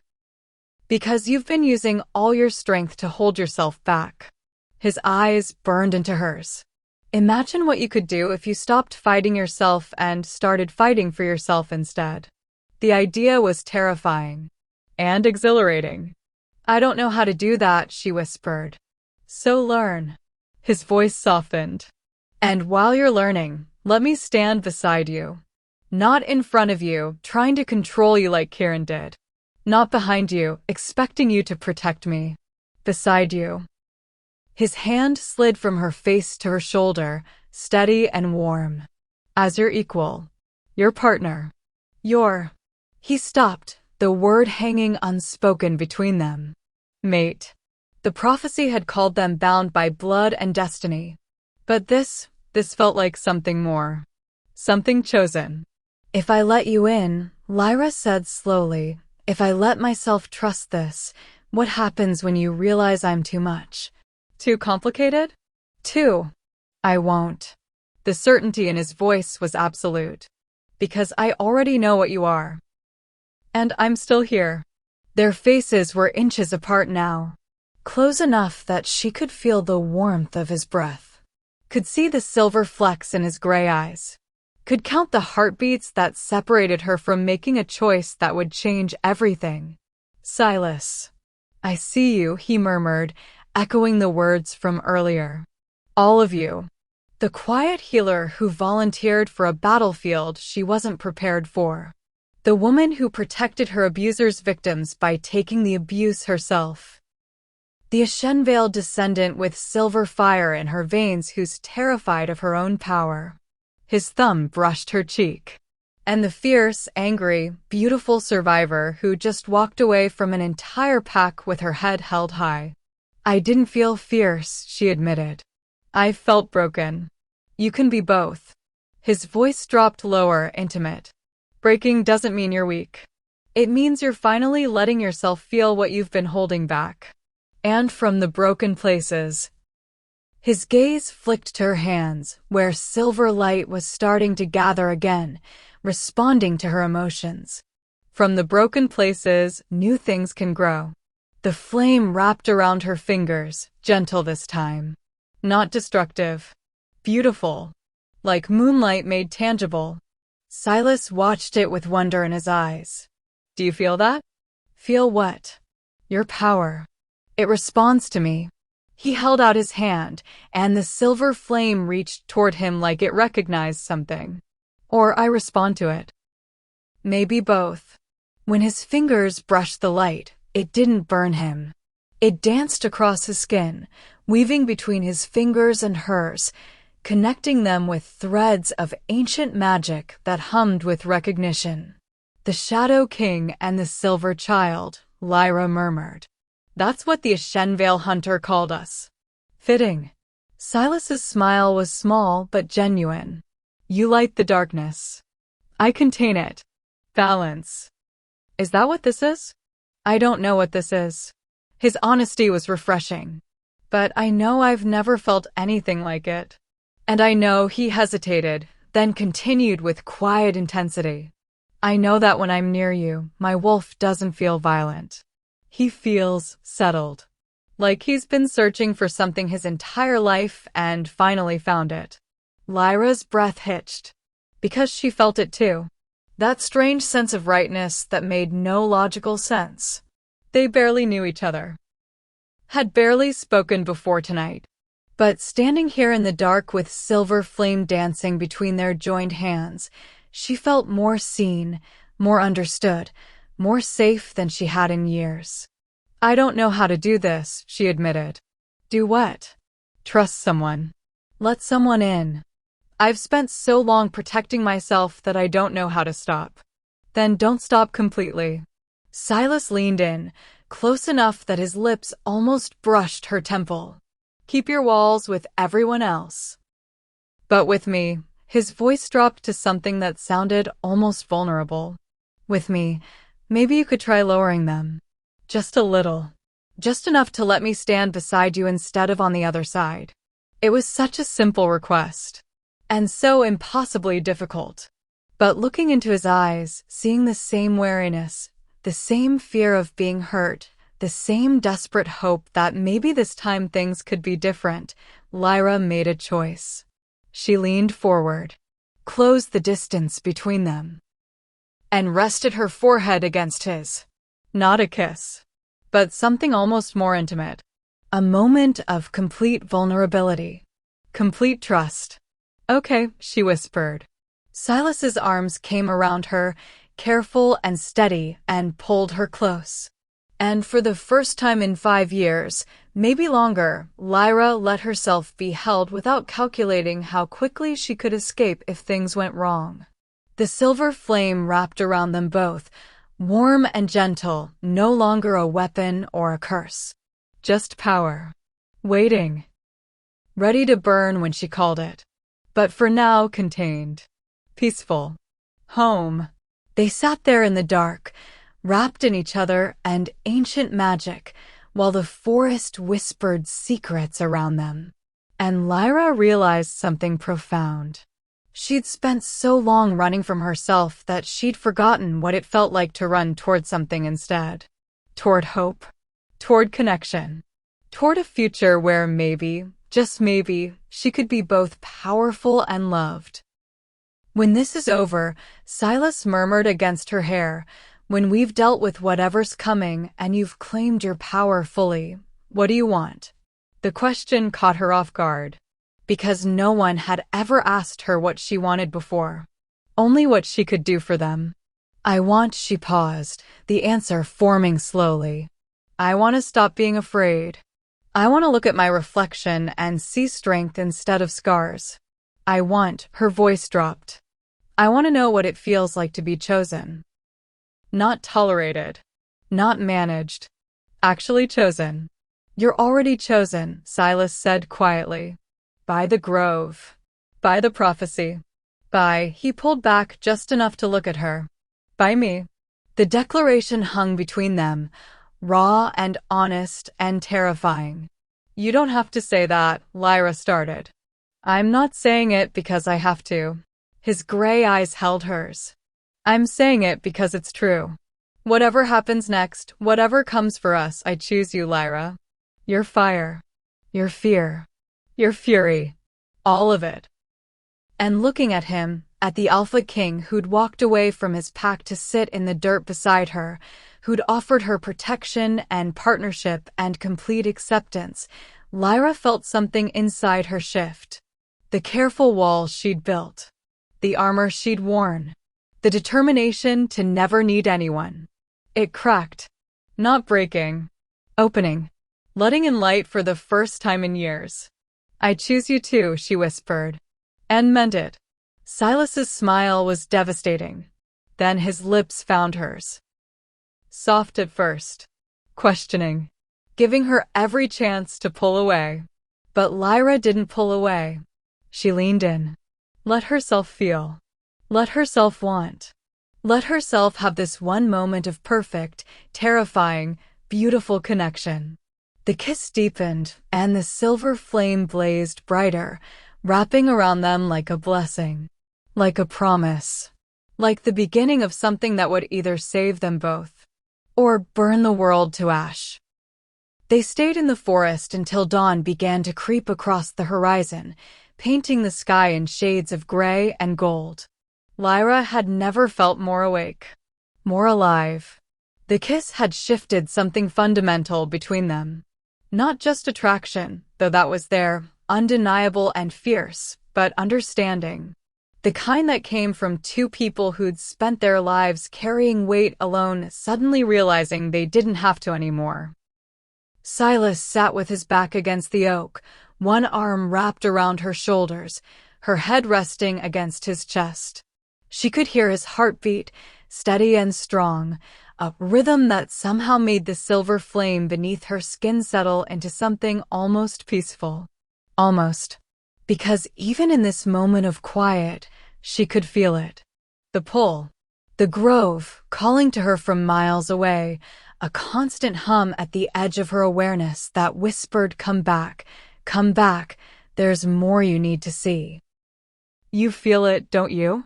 Silas's voice rumbled through his chest. The grove. How did you? Your power flares every time you think about it. His fingers traced idle patterns on her shoulder, like it's trying to pull you back. Lyra closed her eyes, focusing on the sensation. He was right. The silver flame responded to the grove's call like a compass needle to north, restless and insistent. Eloin said, I need to claim my power fully, she said quietly. I don't think that happens here. I think I need to go back. Then we go back. Your pack made it very clear how they feel about you. His voice hardened. And I made it very clear how I feel about that. Lyra pulled back to look at him. You can't abandon them, Silas. They're your responsibility. So are you. I'm not. You are. His hand came up to cup her face, thumb brushing her cheekbone. The moment I saw those scars. The moment I understood what you'd been carrying. Maybe even before that. His gray eyes held hers. You're mine to protect now, Lyra. And I don't abandon what's mine. The possessiveness in his voice should have bothered her. Should have reminded her of Kieran's controlling tendencies, of being managed and contained. But this was different. Because Silas wasn't trying to control her. He was trying to stand beside her. We should at least tell them where we're going, she said. Your counsel, Garrick will worry. Garrick can handle things for a few days. But Silas pulled out his phone anyway, typing quickly. There. Told him I'm helping you deal with the Grove situation, and I'll be back when it's resolved. That's vague. Intentionally. He slipped the phone back in his pocket. The less people know about where you are right now, the safer you'll be. Lyra's stomach tightened. You think someone from the pack would come after me? I think fear makes people do stupid things. His expression was grim. And right now, they're terrified of what you represent. The words stung because they were true. She'd seen it in their faces last night, the way they looked at her silver flame like it was a plague that might spread. The way even Kieran, who'd known about her power for 5 years, had chosen the pack's fear over her safety. Then let's go, she said, pushing to her feet. Before they have time to do something we'll all regret. They made their way back through the forest as the sun climbed higher, painting the world in shades of amber and green. The woods were beautiful in the morning light, peaceful in a way that felt almost mocking given what had happened the night before. Lyra half expected to find the grove surrounded by angry pack members. Instead, they found Aloan. The old woman sat on one of the fallen stones at the clearing's edge, looking like she'd been waiting for hours. Her white hair caught the early light, making her look almost ethereal, almost not quite real. "Took you long enough," she said as they approached. "Though I suppose young people need their time to talk." The knowing look in her eyes made Lyra's cheeks heat. Silas, to his credit, didn't even flinch. "Is the pack gone mostly?" Aloan gestured vaguely toward the direction of the pack house. "They argued for another hour after you left, then scattered. Some scared, some angry, some—" Her gaze sharpened. "Some planning." "Planning what?" Silas's voice went hard. "Nothing good, I'd wager." Aloan pushed to her feet with surprising grace. "You've stirred up a hornet's nest, Alpha King." The old magic awakening, and a Shenvale conduit appearing after 3 centuries, those hunters sniffing around. Word is spreading fast. "Let it spread," Silas said. "Brave words. But you should know, the council called an emergency meeting for tonight. They want to discuss the Shenvale situation." Aloan's tone made it clear what she thought of that phrasing. Lyra's heart sank. "They're going to demand I leave officially, aren't they? Or worse." Aloan moved into the grove proper, and the stones responded to her presence, their carvings beginning to glow faintly silver. "There are old laws, child. Laws about dangerous bloodlines. If they invoke them, they won't get the chance." Silas stepped forward, his entire posture radiating authority. "I won't let them. You may not have a choice." Aloan's voice was gentle but firm. "You're the Alpha King, yes. But the council has power too. Especially when it comes to matters of pack safety. If they vote to exile her, or worse, to detain her until they can assess the threat, you'll have to choose between your crown and her freedom." The words hung in the air, heavy with implication. "Then I choose her freedom," Silas said without hesitation. "Silas, no," Lyra grabbed his arm. "You can't just." "I can. And I will." He turned to face her, and the intensity in his eyes stole her breath. "I meant what I said last night. I choose you. Whatever that costs. It'll cost you everything. Then everything it is."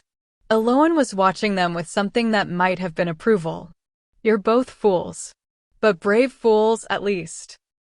She moved to the center stone, placing her gnarled hand against the silver carvings. "Which is why we need to accelerate your training." "Training?" Lyra's attention snapped to the old woman. "You think the grove awakened you just so you could run from angry wolves?" Aloan's smile was sharp. "No, child. It awakened you because something is coming. Something that requires a conduit at full power, not a frightened girl who can barely control her flame." The grove's energy pulsed, responding to Aloan's words. And Lyra felt it again, that pull, stronger now. Almost painful in its intensity. "What's coming?" Silas asked. "I don't know exactly." Aloan's expression went distant. "But I felt it building for months. A darkness at the edges of the territories. Things that shouldn't be moving, starting to stir. Old enemies waking up." Her gaze fixed on Lyra. "The old magic has been dying for 3 centuries. And when magic dies, the things it held back start to slip through." A chill ran down Lyra's spine. "What kind of things?" "The kind that existed before wolves learned to shift.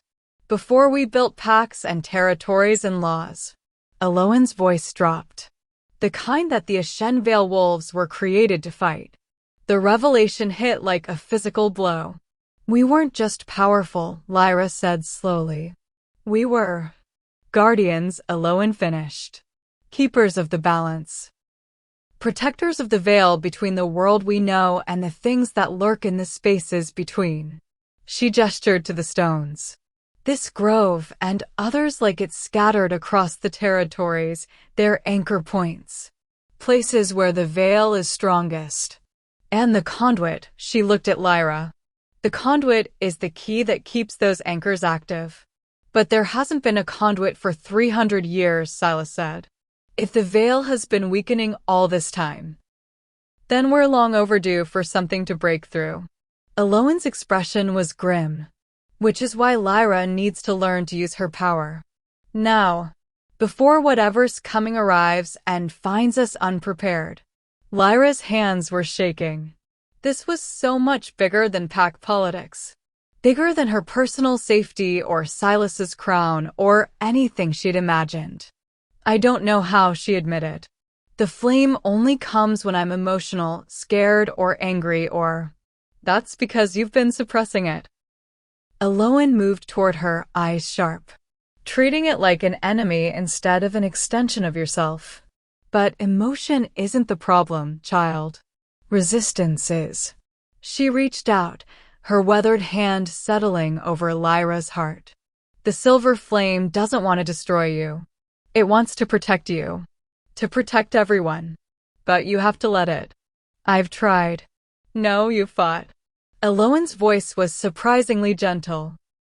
You've spent 5 years pushing it down, locking it away, terrified of what might happen if you let it out. But power like yours doesn't respond to suppression. It responds to acceptance. What if I accept it and it consumes me? Then the Alpha King will pull you back. Eloan glanced at Silas. That's what the Shadow King is for. Balance. You burn. He contains. Together, you create something stable. Silas stepped closer, his hand finding Lyra's. I won't let you burn alone. The certainty in his voice steadied something inside her. All right, she said. What do I need to do? Eloan's smile was fierce. Stop running from yourself. And start running toward who you're meant to become. The next hour was a blur of instruction and failure and small, terrifying victories. Eloan guided her through exercises that felt more like meditation than combat training, teaching her to reach for the flame without fear, to let it flow through her instead of erupting from her. It was harder than anything Lyra had ever done. Every instinct screamed at her to lock the power down, to suppress it before it got out of control. Years of conditioning from her old pack, from Kieran, from her own fear fought against every attempt to open herself to the flame. But Silas stayed beside her. Steady. Anchoring. And slowly, painfully, she started to understand what Eloan meant. The silver flame wasn't her enemy. It was her. The anger she'd suppressed. The strength she'd hidden. The fierce, protective instinct that had made her run into a battlefield to save a fallen warrior even though she had no business being there. All of it given form and power. When she finally managed to summon the flame without panic, to let it wrap around her hands in steady, controlled ribbons of silver light, Eloan actually smiled. Good, the old woman said. Now hold it. Lyra focused, keeping the flame steady. It was easier with Silas nearby.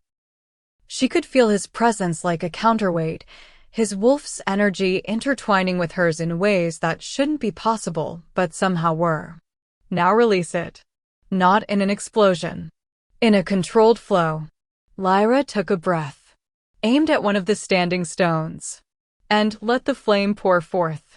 Silver fire streamed from her hands, crossing the space between her and the stone in a perfect arc. When it hit the carved surface, the ancient symbols blazed to life, bright enough to make her squint. Perfect, Eloan breathed. You're learning. Lyra let the flame die, exhaustion washing over her. But beneath the exhaustion was something else. Pride. She'd done it. Actually controlled her power instead of just surviving it. Silas's arm wrapped around her waist, steadying her. You're incredible. I'm tired. That too. His smile was warm, but incredible first. They trained until midday, until Lyra was shaking with exhaustion and the grove stones were blazing with accumulated power. Then Aloan called a halt. "Enough for now," she said. "You need rest. And food." And she paused, her expression shifting. "Company." Lyra's head snapped up. "What?" "Someone's coming." Aloan's gaze fixed on the tree line. "Several someones. And they're not happy." Silas moved instantly, positioning himself between Lyra and the direction Aloan was looking. "The pack?" His voice was tight. "Some of them." Aloan's expression was unreadable. "Led by your beta." Lyra's heart plummeted. Kieran. She'd known this confrontation was coming. Known that eventually she'd have to face the man who'd been her mate for 5 years and had chosen the pack over her the moment things got difficult. But she hadn't expected it to happen so soon. Hadn't expected to still feel this raw. The first wolf emerged from the trees. Kieran. He looked exhausted, like he hadn't slept. His dark hair was disheveled, his expression tight with something that might have been guilt or anger or both. Behind him came Garrick and 4 other council members. And behind them, Lyra's breath caught. Behind them came Astrid and a dozen warriors. Armed. Ready for a fight. "Silas," Kieran called across the clearing. His voice was hoarse. Strained. "We need to talk." "Then talk." Silas didn't move from his protective stance. "But the warriors stay at the tree line." "That's not how this works." Garrick stepped forward, his gray hair catching the light. His expression was hard. Unforgiving. "You've been gone for 12 hours. You missed the council meeting. And you've been harboring a dangerous element without proper authorization." "Harboring?" Silas's voice went dangerously quiet. "You mean protecting a member of this pack from being persecuted for something she was born with?" "We mean containing a threat before it spreads." Astrid moved forward, hand on the weapon at her belt. The Grove's awakening was felt across 5 territories. "We've already had inquiries from neighboring packs. Questions about Ashenvale power. Demands to know if we're weaponizing old magic."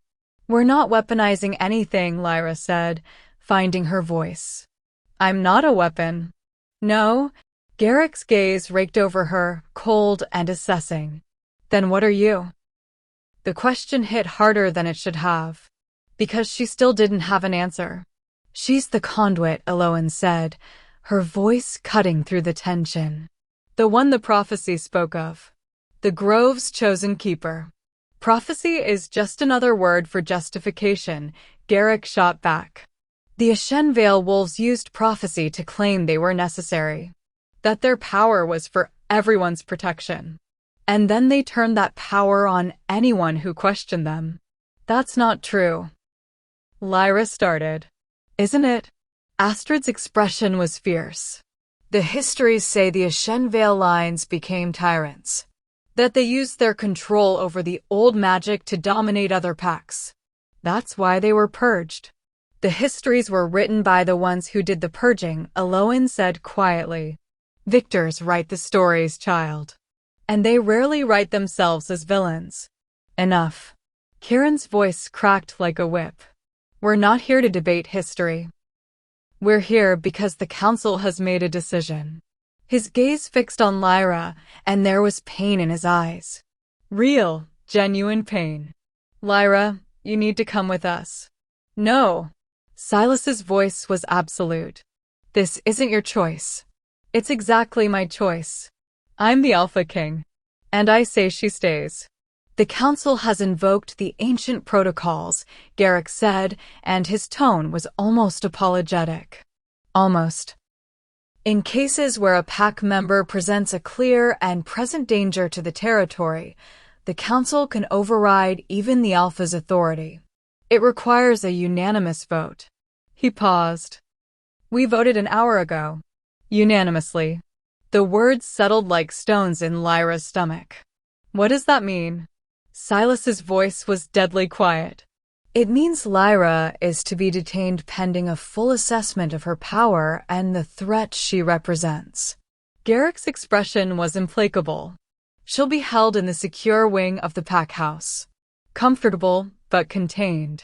Until we can determine. No. The word came from Lyra this time. Everyone turned to look at her. She stepped out from behind Silas, even though every instinct screamed at her to hide. To make herself small. To let others decide her fate. But she was done with that. I'm not going with you, she said, and her voice was steady. Clear. I'm not a prisoner. I'm not a threat. And I'm not going to let you lock me up because you're afraid of something you don't understand. Lyra, Kieran's voice cracked. Please. Don't make this harder than it has to be. Harder than it has to be? The anger that had been building beneath her carefully maintained control finally broke free. You're asking me to imprison myself. To accept being treated like a monster. How exactly am I supposed to make that easy? We're trying to protect everyone. No. She cut him off. You're trying to protect yourselves. From me. From the idea that maybe I'm not the problem, maybe your fear is. Silver flame flickered around her hands. The warriors tensed. Weapons raised. And Lyra saw it then. The exact moment this could turn violent. Stand down, Silas commanded, his alpha voice resonating with power. All of you. Now. But Garrick shook his head. The ancient protocols supersede your authority, Alpha King. If she won't come willingly, then you'll take her by force? Silas's wolf was right there, pressing against his skin. Is that what we've become? A pack that imprisons its own because they're different. We're a pack that survives, Astrid said. And sometimes survival requires hard choices. The warriors advanced. Silas shifted, not fully, but enough that his claws extended, his eyes going wolf-bright and dangerous. I'll fight every single one of you before I let you take her, he said quietly. And you all know how that ends. It was true. Silas was the Alpha King. Stronger, faster, more experienced than any of them. He could cut through them like paper. But there were too many. And even he couldn't fight the entire council and a dozen warriors without someone getting seriously hurt. Silas, don't. Lyra's hand found his arm. Don't fight them. Please. He turned to look at her, and the anguish in his eyes broke her heart. I'm not letting them take you. And I'm not letting you destroy yourself for me. She squeezed his arm. There has to be another way. There isn't. What if I left? The words fell into sudden silence. Kieran's expression crumbled. Lyra, no. What if I left the territory voluntarily? She looked at Garrick, at the council members, at the warriors who were ready to fight. Would that satisfy the ancient protocols? If the threat removed itself. You can't, Silas started. It would, Garrick said slowly. If you departed the territory willingly and agreed not to return without explicit council approval, yes. That would satisfy the protocols. Then that's what I'll do. Lyra's voice was calm. Too calm. Like she was speaking from somewhere outside herself. I'll leave. Today. And you can all go back to feeling safe. Lyra, Kieran took a step forward, and there were actual tears in his eyes now. I never wanted this. I never wanted you to leave. I just wanted me to be manageable, she finished. I know, Kieran. And I'm sorry I couldn't be what you needed. But I'm done apologizing for existing. She turned to Silas and found him staring at her like she'd just torn his heart out. I'm coming with you, he said. No. Lyra, your pack needs you. She reached up, cupping his face with hands that still flickered with faint silver light. And I need to do this. Need to figure out who I am without anyone trying to control or contain or protect me from myself. I wasn't trying to control you. I know. She managed a small smile. You were trying to help. And you did. More than you know. But this. She gestured at the grove, at the awakened power, at the destiny she'd never asked for. This is something I have to face alone. You don't have to face anything alone anymore, he said desperately. Maybe not forever. Her thumb brushed his cheek. But for now I do. The silver flame pulsed between them, a physical manifestation of the connection they'd forged. And Lyra realized something profound. She wasn't leaving because she was weak. She was leaving because for the first time in her life, she was choosing herself. Her power. Her path. Her destiny. Even if it meant walking away from the one person who'd finally seen her. I'll come back, she whispered. When I've learned to control this. When I'm strong enough that they can't use fear to justify locking me away. I'll come back. Promise me. I promise. It was a lie. Or maybe it wasn't. She didn't know anymore. All she knew was that the grove was calling, and her power was burning, and the world was watching to see what the Ashenvale conduit would become. Monster or savior? Destroyer or protector? The prophecy had spoken of fire that would remake the world. It just hadn't specified whether that remaking would be creation or annihilation. Lyra pulled away from Silas, feeling like she was tearing herself in half, turned to face the wolves who'd rejected her, and walked out of the grove with her head held high. Behind her, she heard Silas make a sound like something breaking. Heard Kieran call her name one last time. Heard the council members already discussing how to spin this to the other territories. But she didn't look back. Because if she did, she'd lose her nerve. And right now, nerve was all she had left. The silver flame burned hotter with every step. Not with rage. With purpose. Eloin fell into step beside her, appearing from the shadows like she'd been waiting. Where will you go? The old woman asked. I don't know. Lyra's voice was hollow. Somewhere I can learn. Somewhere I can become. What you're meant to be, Eloin finished. Good. Because the grove wasn't the only one that awakened last night, child. Her expression was grim.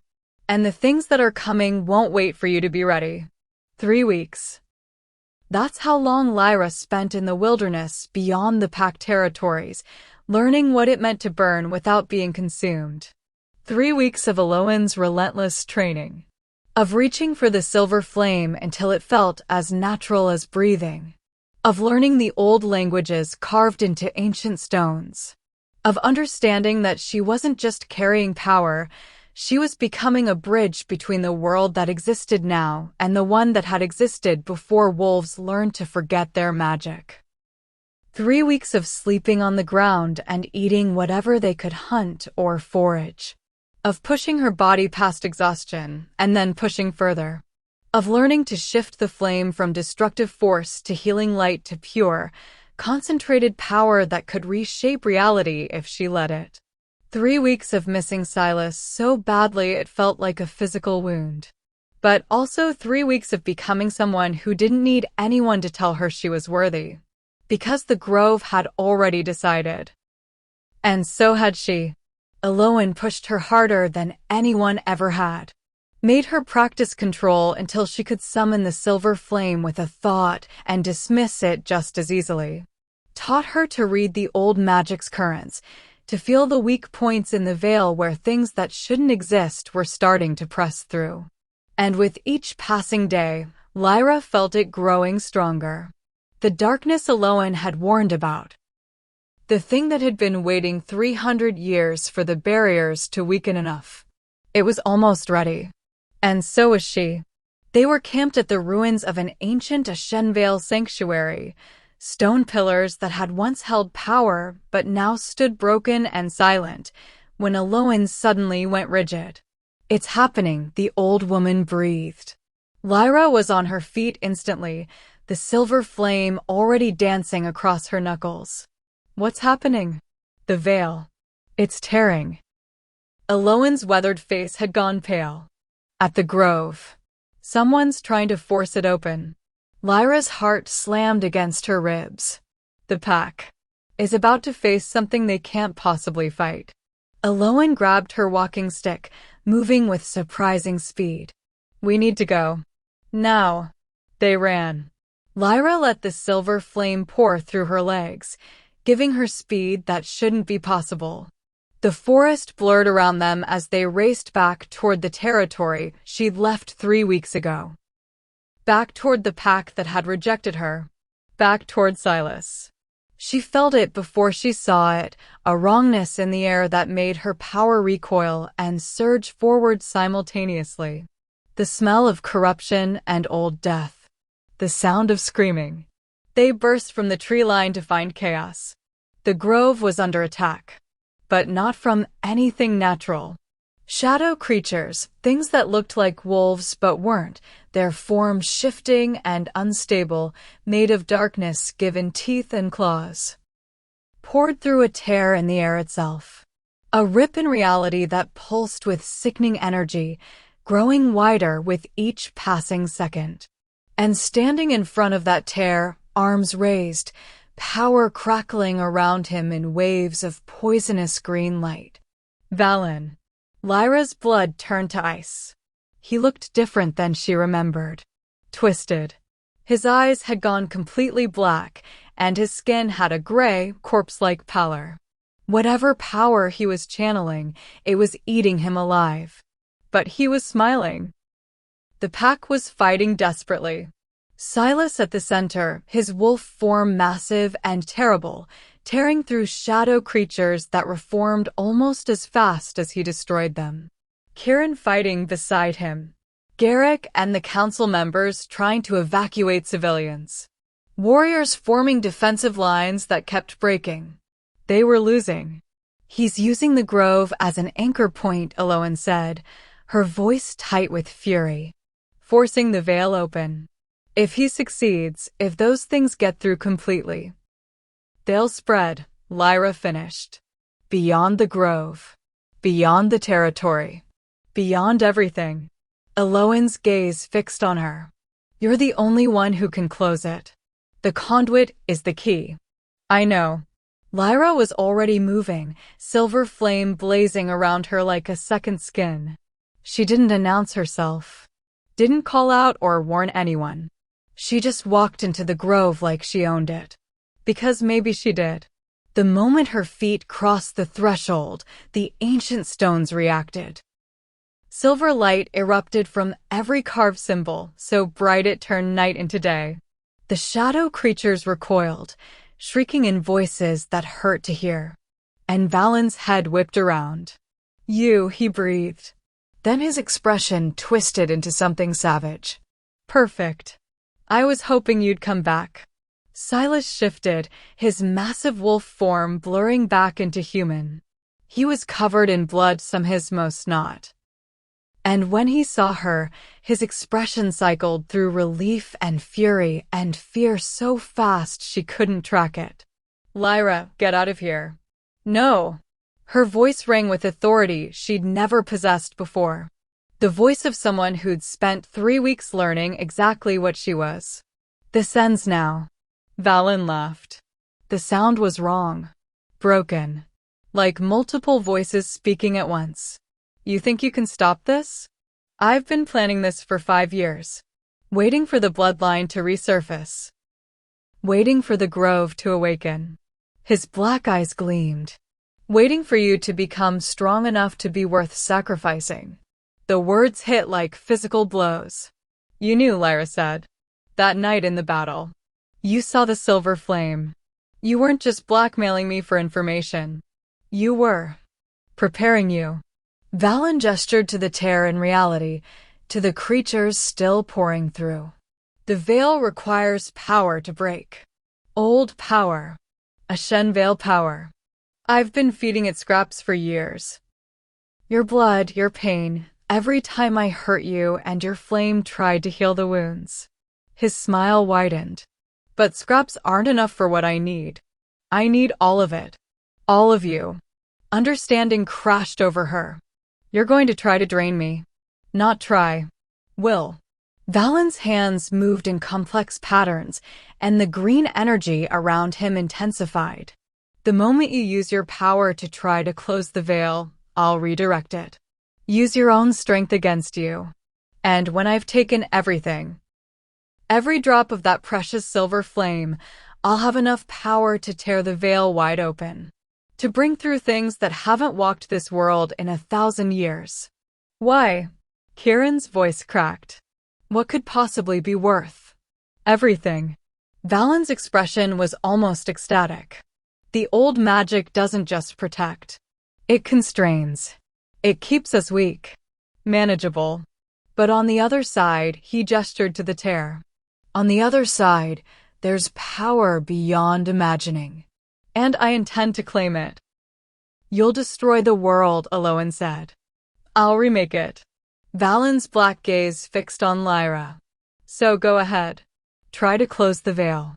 Try to save them. And give me exactly what I need to finish this. It was a trap. A perfect, inescapable trap. If she used her power to close the veil, he'd drain her and use that power to tear it wider. If she didn't, the shadow creatures would keep coming until they overwhelmed everyone. The pack was watching her now. All of them. The wolves who'd rejected her. The council who'd voted to imprison her. Kieran, who'd chosen fear over love. And Silas. Silas, who was looking at her like she was the only thing in the world that mattered. There has to be another way, he said. There isn't. Lyra's voice was calm. Steady. He's been planning this for 5 years. He's thought of everything. Then we run, Kieran said desperately. We evacuate the territory and let those things spread to every other pack? Lyra shook her head. No. This is what the conduit was created for. To stand between the world and what threatens it. Even if it costs your life? Silas's voice broke on the last word. Lyra met his eyes. Remembered the way he'd held her in the forest. The way he'd chosen her over his crown. The way he'd looked at her like she was worth fighting for. I'm not going to die, she said. Lyra, I'm not going to die, she repeated, louder. Because he made one mistake. Valen's smile faltered. What mistake? He assumed I'd be alone. She reached out. Not with her hands. With her power. Reached across the grove, across the space between her and Silas, and found that connection Aloan had spoken of. The bond between the Shadow King and the Silver Child. The balance they created together. Silas gasped as he felt it. The silver flame, extending toward him like a living thing. Asking permission. Offering partnership. Trust me, she thought at him. Like I trusted you. And Silas. Silas opened himself to her power without hesitation. The effect was instantaneous. The silver flame poured into him, wrapping around his wolf, intertwining with his own power in ways that made the air itself shimmer. He didn't try to control it. Didn't try to suppress or redirect it. He became an anchor. A grounding point. The shadow that contained her light. And suddenly, Lyra understood what Aloan had been trying to tell her. She wasn't meant to face this alone.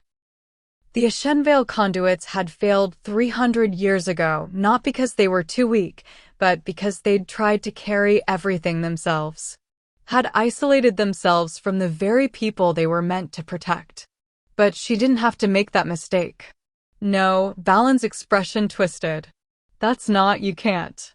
Lyra raised her hands and let the silver flame explode. Not wild, not uncontrolled, absolute, precise, devastating. It poured from her in a column of light so bright it turned the night into noon. But instead of draining her, instead of leaving her empty, she felt Silas feeding power back through their connection. Felt his wolf strength supporting her.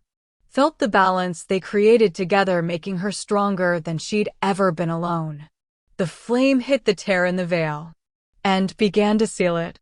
Valen screamed, trying to redirect the power like he'd planned. But he'd based his calculations on her being alone. On her being the isolated, frightened girl he'd tormented for 5 years. He hadn't accounted for her becoming something more. The silver flame burned through his corrupted magic like it was paper. The green energy shattered. The shadow creatures shrieked and dissolved. And the tear began to close. But it wasn't enough. Lyra could feel it, the thing on the other side. The darkness that had been pressing against the veil for 300 years. It was massive, ancient, and it wasn't going to let this opportunity slip away. It pushed back. The veil buckled. More creatures poured through. And Lyra realized with absolute clarity what she had to do. Eloan, she called. The ritual. The old one. From the founding. The old woman's eyes widened. Child, that ritual requires. I know what it requires. Lyra's voice was steady. Tell me the words. Lyra, no, Silas's voice was anguished. That ritual, it'll burn you out. You'll lose your power permanently. Maybe. She looked at him and smiled. Or maybe I'll become something different. Something new. But either way, she turned back to the tear. Either way, that thing doesn't get through. Eloan's voice rose in the old language. Words that predated wolves. Words that tasted like starlight and blood and ancient promises. Lyra repeated them. And felt the grove respond. Every stone. Every carved symbol. Every drop of old magic that had been sleeping for 3 centuries. It all poured into her at once. The sensation was overwhelming. Impossible. Like trying to contain an ocean in a teacup. But Silas was there. His power wrapping around hers. Containing. Balancing. You're not alone, she felt him think. You'll never be alone again. The silver flame transformed. Grew brighter. Hotter. More intense than anything that had existed in 300 years. And Lyra stopped trying to close the tear. Instead, she burned it away. The flame poured through the opening, not as a defensive measure, but as an attack. It crossed into the space between worlds and found the darkness that had been waiting there. And it set that darkness on fire. The thing on the other side screamed. The sound was so massive it shook the earth. Trees bent. The grove's stones cracked. Wolves fell to their knees, hands over their ears. But Lyra didn't stop. She poured everything into the flame. Every ounce of pain from 5 years of suffering. Every moment of fear and shame and suppressed rage. Every second of being told she was too dangerous, too powerful, too much. All of it became fuel. The darkness burned. The veil sealed. And the tear closed with a sound like reality itself sighing in relief. Lyra collapsed. Silas caught her before she hit the ground, his arms solid and warm around her.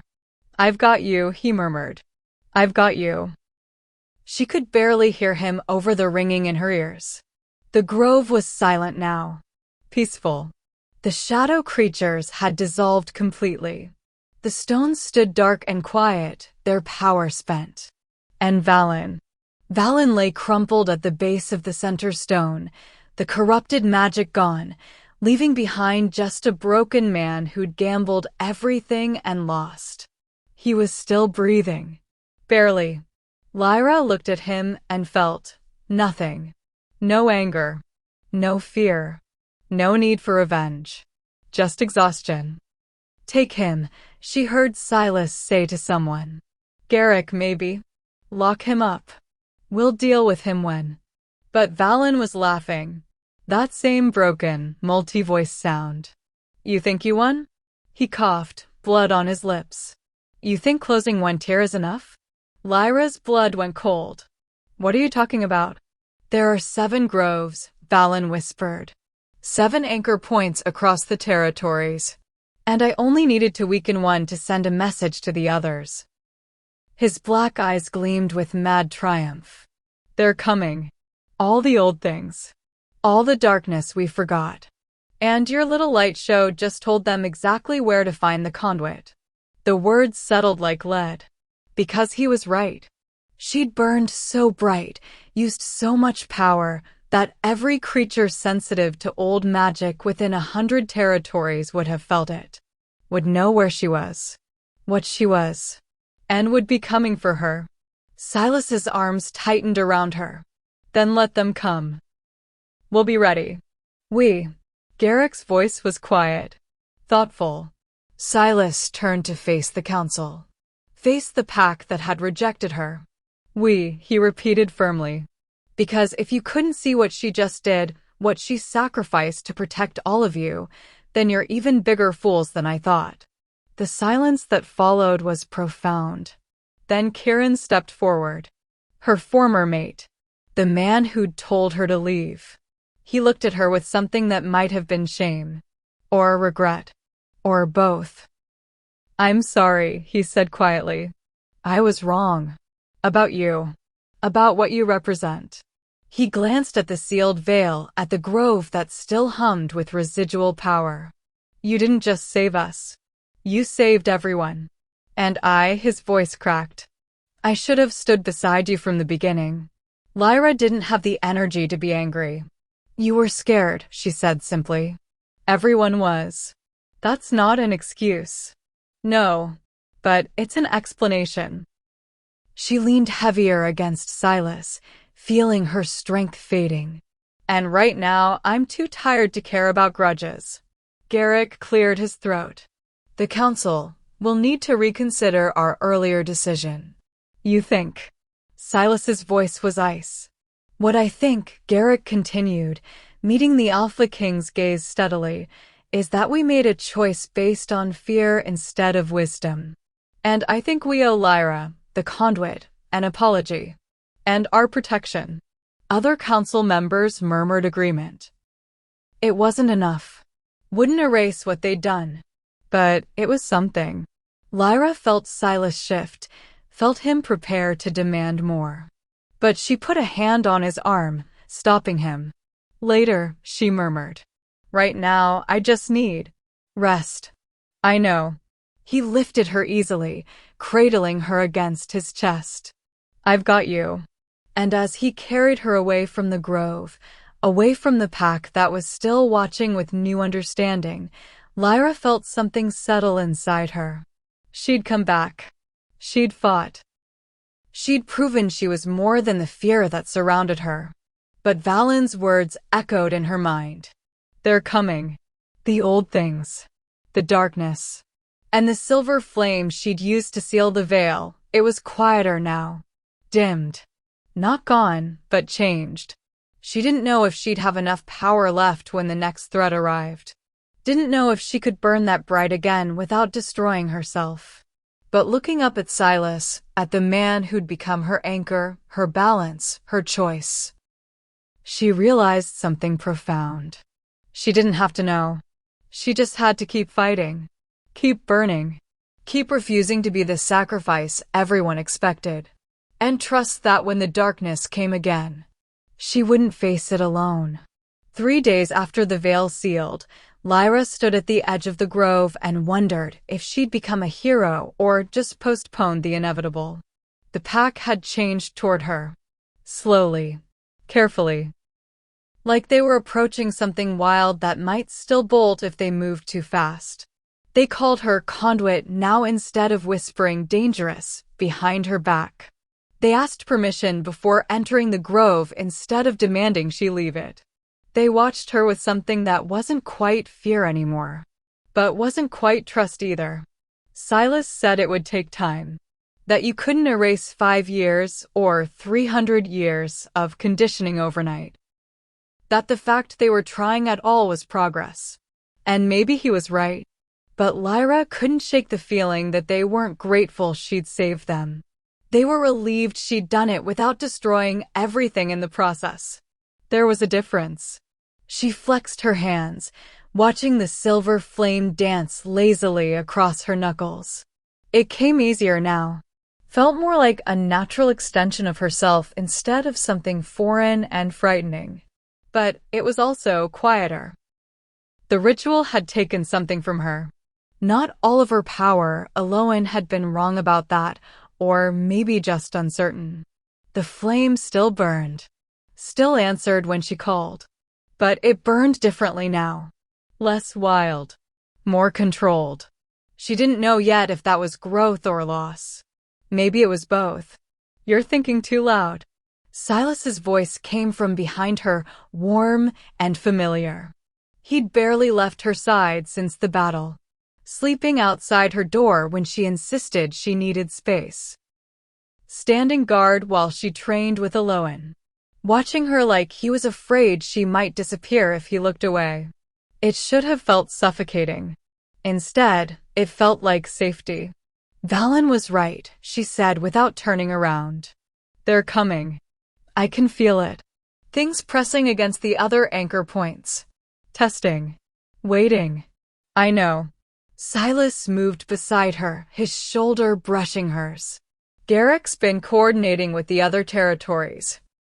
7 groves, 7 packs responsible for guarding them. Most didn't even know what they were protecting anymore. The knowledge was lost. Until now. Until you." He turned to look at her, and the intensity in his gray eyes made her breath catch. "You didn't just close the veil, Lyra. You reminded everyone what the old magic was for.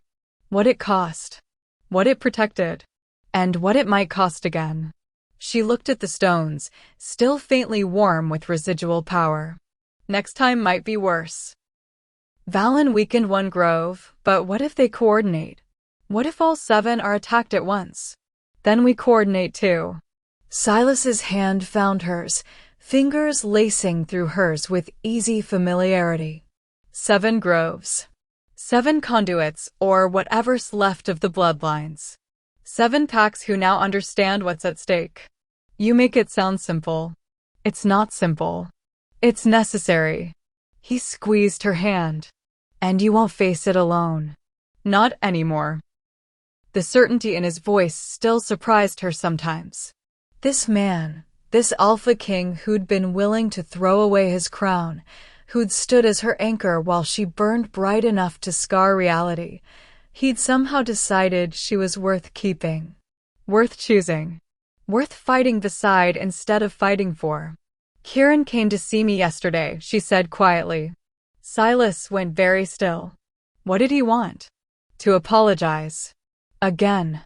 Lyra's smile was small and sad. "He said he released me from our mate bond. Made it official with the council. Said I deserved to choose for myself who I wanted to." She broke off, the words catching. "Who you wanted to be with," Silas finished. His voice was carefully neutral. "And have you chosen?" Lyra turned to face him fully. Looked at the man who'd seen her scars and called her beautiful. Who'd felt her power and called her worthy.